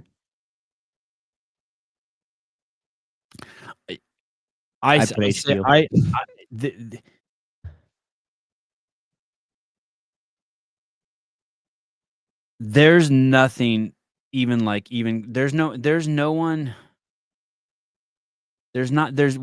no peer in the space that's even a tiny bit closer. There's no one near the Sevon podcast. Like there's no one. Like you can't even compare what any of those other people are doing. Greg's not even involved in the space anymore. I don't know. Fuck, I don't even know. CrossFit's in the middle of a sale. I don't know what Metfix is doing. There's like no one. There's no Chris is just singularly in his lane of making gyms financially sustainable. I don't think we, just like Chris doesn't have a peer in his lane in the the 7 podcast is the GPP. It's the GPP of the CrossFit space. It's like the whole fucking thing. I don't think we have any. We have no competition. There's nothing. It's just people can't do what we do too because they're so unwilling to take any risks in the media space. We won't have any competition. Yeah, there's no, and I'm not opposed to it. Yeah, but there's no. It just, I don't know. I can't even compare anyone to us. Is it $23,000? You careful. You be careful. You've been invited. You guys, this is fake news. That's definitely fake news. I've been begging on both knees. On both knees. Wide-eyed, looking up at Facundo, begging him to come on. How dare you? He's ghosted us, but I hold on hope. Yeah, I'm gonna Facundo, you asked for it. I'm gonna text you again in 2 seconds. I'm gonna set it on a timer. It's gonna be every other day now. Facundo is always welcome on the show. We've been trying to get him scheduled. A little difficult. He's very busy. He's got husband, kids, mayhem athletes, all political theater, all the he's got his hands in everything. Yeah, he was one of the first people that ever came up to me at Wadapalooza, whatever year we went, the first year that I went. When everyone else was just treating you like a dog shit? Well, yeah, I mean, I was just your whipping boy, and I mean, some people referred to me as Mitch. They didn't even know my name, and yeah, it was kind of an awkward thing because I knew a lot of the people. I texted with a lot of them, right? But like none of them really cared to talk to me that much. And I was at line getting Starbucks inside the hotel that everybody was staying at. And I looked over and I saw Facundo and he kind of made eye contact. And a lot of the people kind of like would either look away or just like whatever. And he like smiled and he gave the hey. And I was like, hey. And he's like, hey. And like totally just embraced me with it. You know what I mean? Like was totally cool about it. Talked to me. Didn't shun me, didn't whatever, He's not too good for anyone. No. He is not. He is a salt of the earth kind of homeboy. And it kind of that was like I think the first day that I was down there before I even really went out, and so that kind of helped get my confidence up. It only lasted till Sarah Sigmund's daughter ran away from me, but that was a good couple stretch of hours. I was feeling myself. So shout out. Isn't that crazy? And he probably doesn't even know he did that. He probably doesn't remember it at all. Yeah, he's nice to you and smiles at you. You're nervous. You're in a new space doing filming for the first time, and he comes over and gives you some love, and it kicks you in the ass. You're like, wow, okay, I am accepted. Yeah, and he has no idea. Adam, you're probably absolutely right. Probably walked away and said, "Who the fuck was that guy?" No, but you're 100% correct. It was just, and I remember that. And I remember the people who didn't do that too, Ken Walters, Jamie, Fergie, all of you, Justin, Christian, Terry. I don't even know you, Terry. Hi, Terry. Terry Danik. What's up, Terry? I will only go to group classes at CrossFit. Is Terry a listener? Team Money. Rambler, David Weed, Mr. Weed. None of this. Always Sarah Cox. Like the whole, and the reason why we have no peers is because of you guys. So that's like the no listeners, no nothing, no clout, no money, no excitement. Yeah, the listeners. No influence. Awesome. No influence. No. Nothing. So Lauren Cleo had like I was watching the show yesterday on the assault bike. 41 live viewers. Nice. That's pretty crazy, dude. Yeah, it's growing, right? That's just her solo live show you're talking about, right? Yeah, where she I don't know how she does it. I don't know. She needs to she really just relies on that chat. Yeah. That's kind of scary. Yeah. Trish, when do we get our checks in the mail? Yeah. Right after we get ours. Let me see your dividend check. Let me see episode. God, is it hard making these live? Is it a pain in the ass? What are you talking about? The behind the scenes. No, it's already live. Oh, it is? Yeah. Oh, that's awesome. That's awesome. Let me see behind episode 5. I haven't even seen episode 5 yet. Question for you, if you would, after Lazar passed away in the first event, was there any question for you if you would keep going? No. Holy shit. I didn't know it was like this. It's a good opening line there, huh? Holy shit. Oh, in 4K. Damn. Looks good. What is this? What the hell is going on here?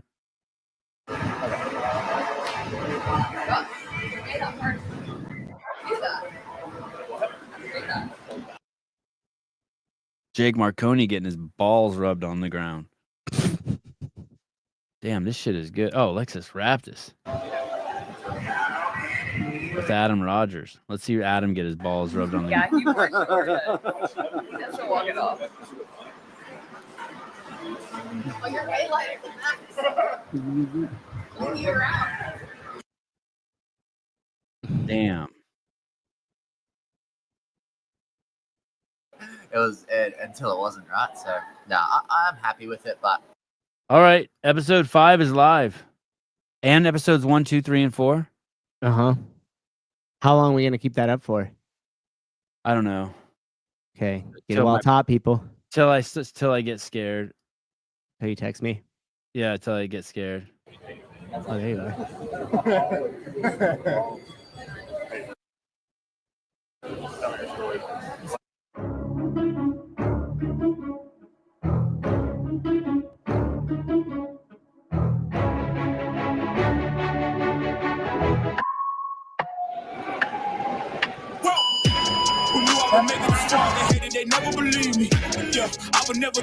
Fuck, Rios killed this. Yeah, Rios killed this. he did good. Oh my goodness. All right, CEO members, episodes 1 through 5 live. Enjoy. I got to go and text Facundo. I think there was one other. There was something. I didn't even have to use any of my notes for the Chris Cooper show. It's a good thing, right? Yeah, it's a great thing. Holy shit. Andrew already cut a clip from the show that is still live right now 43 minutes ago. Dude, like, are you fucking kidding me? He's literally like, we're playing on his clip. There's amazing. There's 3 clips I want to play you. This one is amazing. This lady right here with the nice rack, this is what it's like being a father to 3 boys. This happens to me once a day. Watch this. It's on Taekwon, why is the water soapy? What did you do? I said wash the fucking chicken. What is this? What you mean? I'm washing it. Taekwon, why is there soap in the chicken? Tom, why is there soap in the chicken? Are you fucking retarded? Nigga, rinse it open. At least once a day I see my kids doing some shit. I'm like, what are you doing? That shit. Yeah. What are you doing with those crayons? We're painting the house. I'm like, what do you mean you're painting the house? What do you mean you're painting the house? You told mom that you wanted to paint the house. We thought we'd come out here with a box of crayons and do it for you.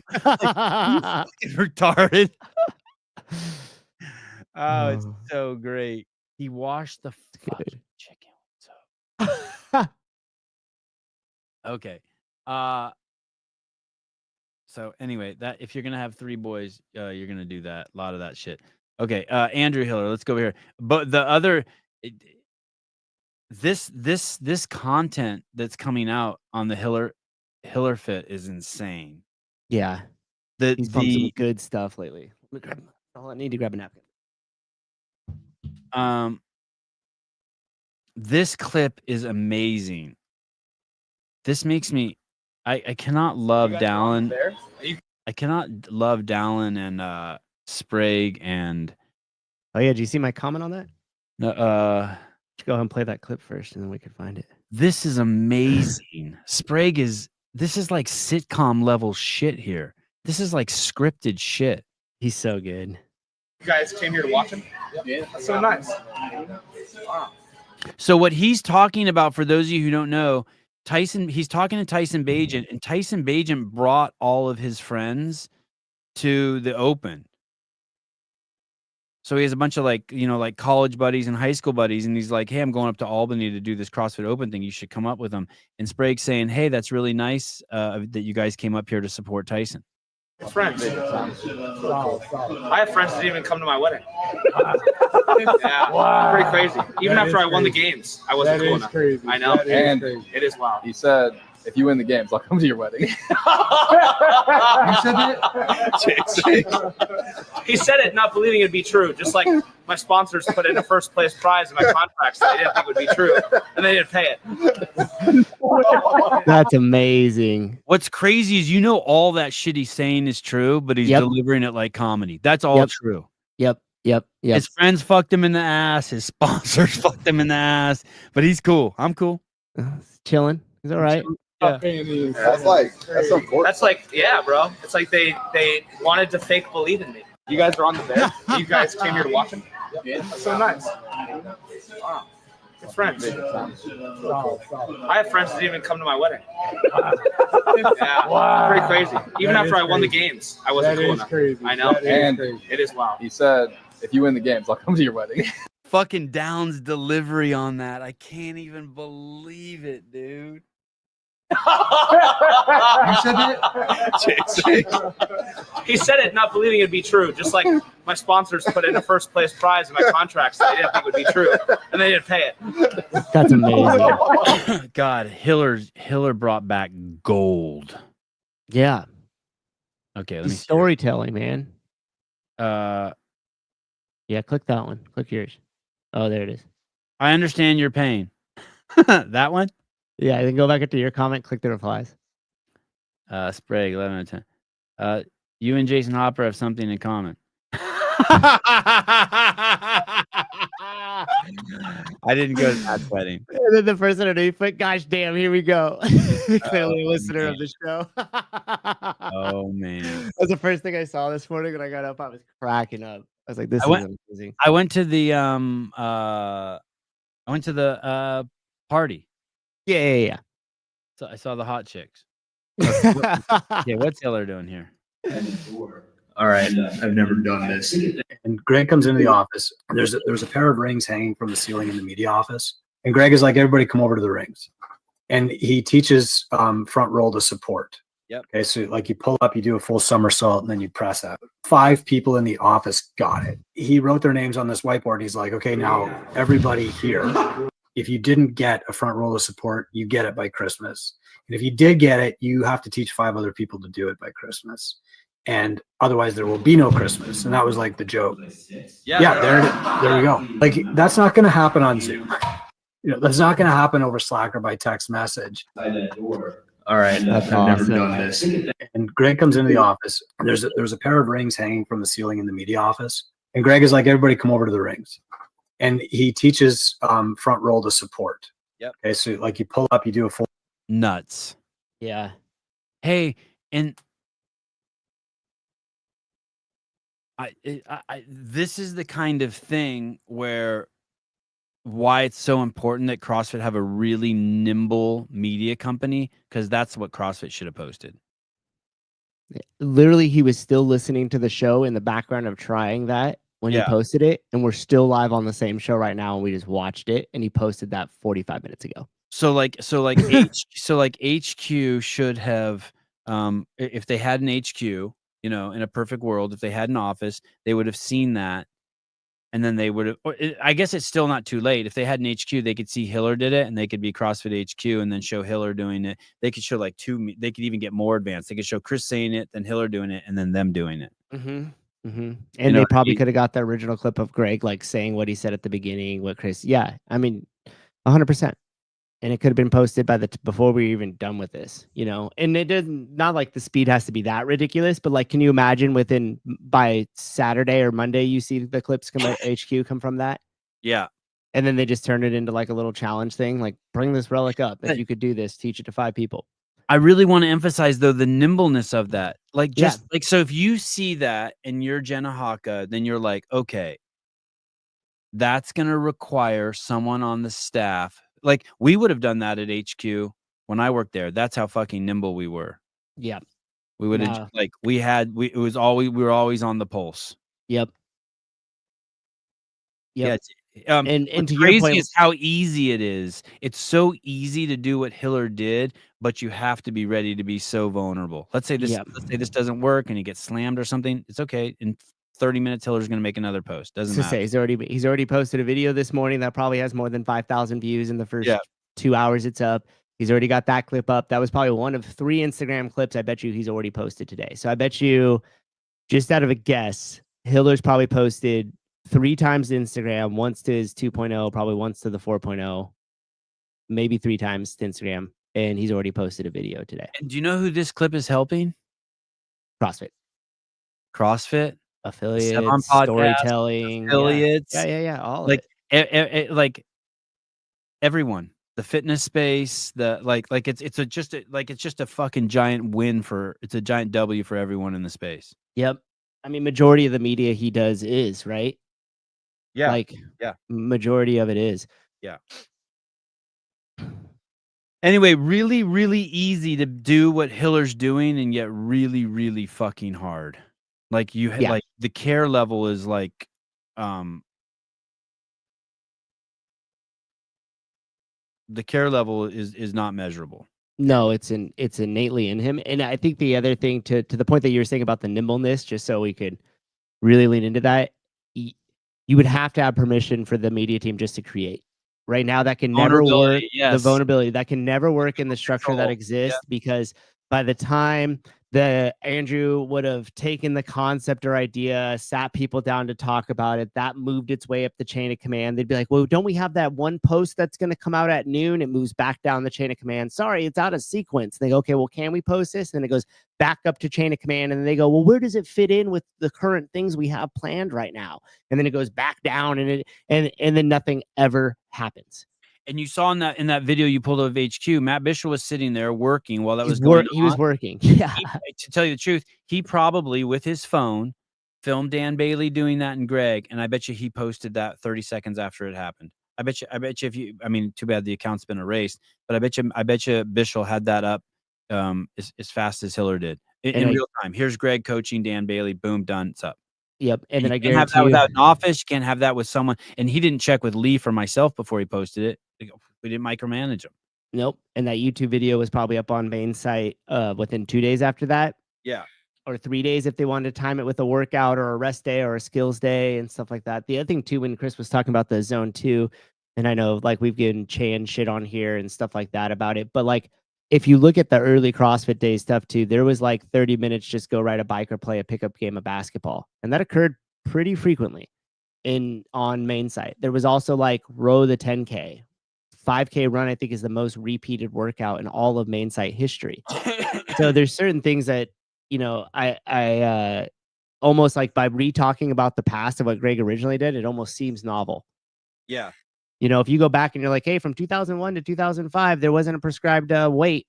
It was just body weight percentage based, or what Greg did a lot of times is he would. Is that true? Yeah. Oh, I didn't even know that. What Greg would do a lot of times in the early days is like, let's say Monday, we would do a heavy day. So we would just do deadlift, 5 reps, like, you know, a set of 5 deadlift, 5x5 deadlift to work up to a heavy set of 5. Friday, Diane might come out, but instead of it being 225, it's now use X percentage of the deadlift weight that you had from Monday. And so going back to, again, what Chris was saying about the small group training is there's multiple stories of Greg saying, hey, guess what, Sevon, I got good news. I'm lowering your training rate by $30 and I got you a workout partner, right? And that's how we started to build that small group thing. And if you look at the early main site and you see how much was based off of either body weight percentage, or you see how much of those lifts were built off of stuff you did earlier in the week to find you your correct weight for the Metcon later on in the week. It was a lot geared more towards personal training like that, or personal programming, if you will, in terms of what you're prescribing for weights and different things in the past. Most people don't know that. I want to say one more thing too, and it's not like I'll give an example. Someone called me yesterday and they said, "Hey, I have this footage and I'm thinking about making this video." And I said, "Oh God, I fucking love that. But hey, dude, I don't know if now's the time to release that. You should talk to Souza because I want you to do it like and go fucking buck wild. And like, I think it's fucking perfect timing." And so then the person called Souza, and then Souza and this person talked, and they came up with a good idea for it. But there's two things important. When you're going to work with people, you should never really say no. No one wants to hear no. So if I'm like, Suze, I got this great idea. We should make the entire podcast red and like all the backgrounds red and everything. And if Souza didn't like it, he might start asking questions. He's not going to say like, we're not going to kill my momentum. I have some sort of inspiration, some idea. It's like, hey, let's take it somewhere. So the first thing is say no, but also like, and people will come to you with their ideas more often and be more interested in sharing if you don't ever say no to them. You don't have to say yes. But when someone asks you a yes or no question, you don't always find something different than no, unless they want to put something in your butt. Unless you get diddied. But Souza and I and a bunch of these other guys, we work with a lot of people who are putting out a lot of content in the space, and it's and we bounce ideas off of each other like constantly. And the fastest way to have someone stop sharing ideas with you is just be like, hey, that's stupid. Mm-hmm. You know, the only person who can handle that is Taylor. He's the only one who has a thick enough skin where if he says something, you're like, dude, are you crazy? And then he does it anyway.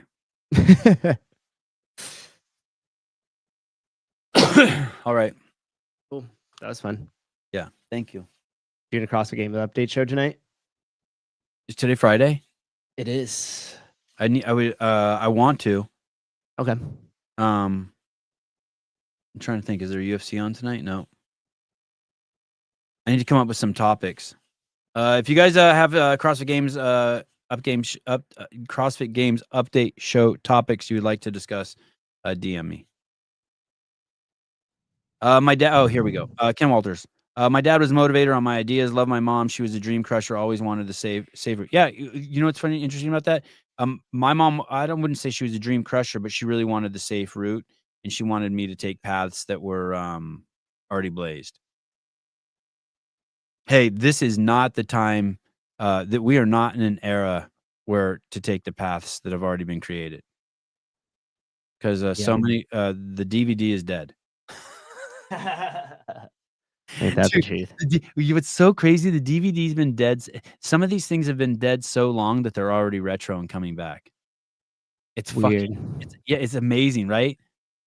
Yep. When I went and talked to the middle schoolers, I asked them, I was like, how many of you guys remember the camcorders where you actually had to like hold it and the phone didn't exist?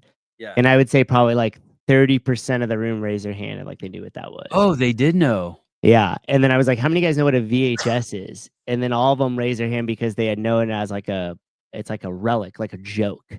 You know what I mean? Like, how could this even exist? So it was kind of funny. You know, some of those kids like were 12 and 13. So they were born a year after I 2 years before I started the gym, a year before I started my gym. How old is James Spray? 22, 23.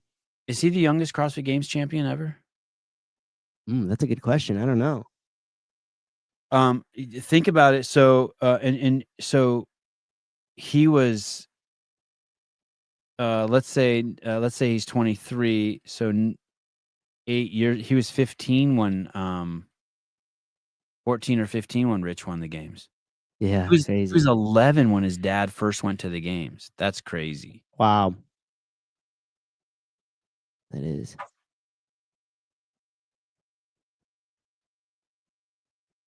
Drop some. Yeah. Oh, the eraser out of my pencil.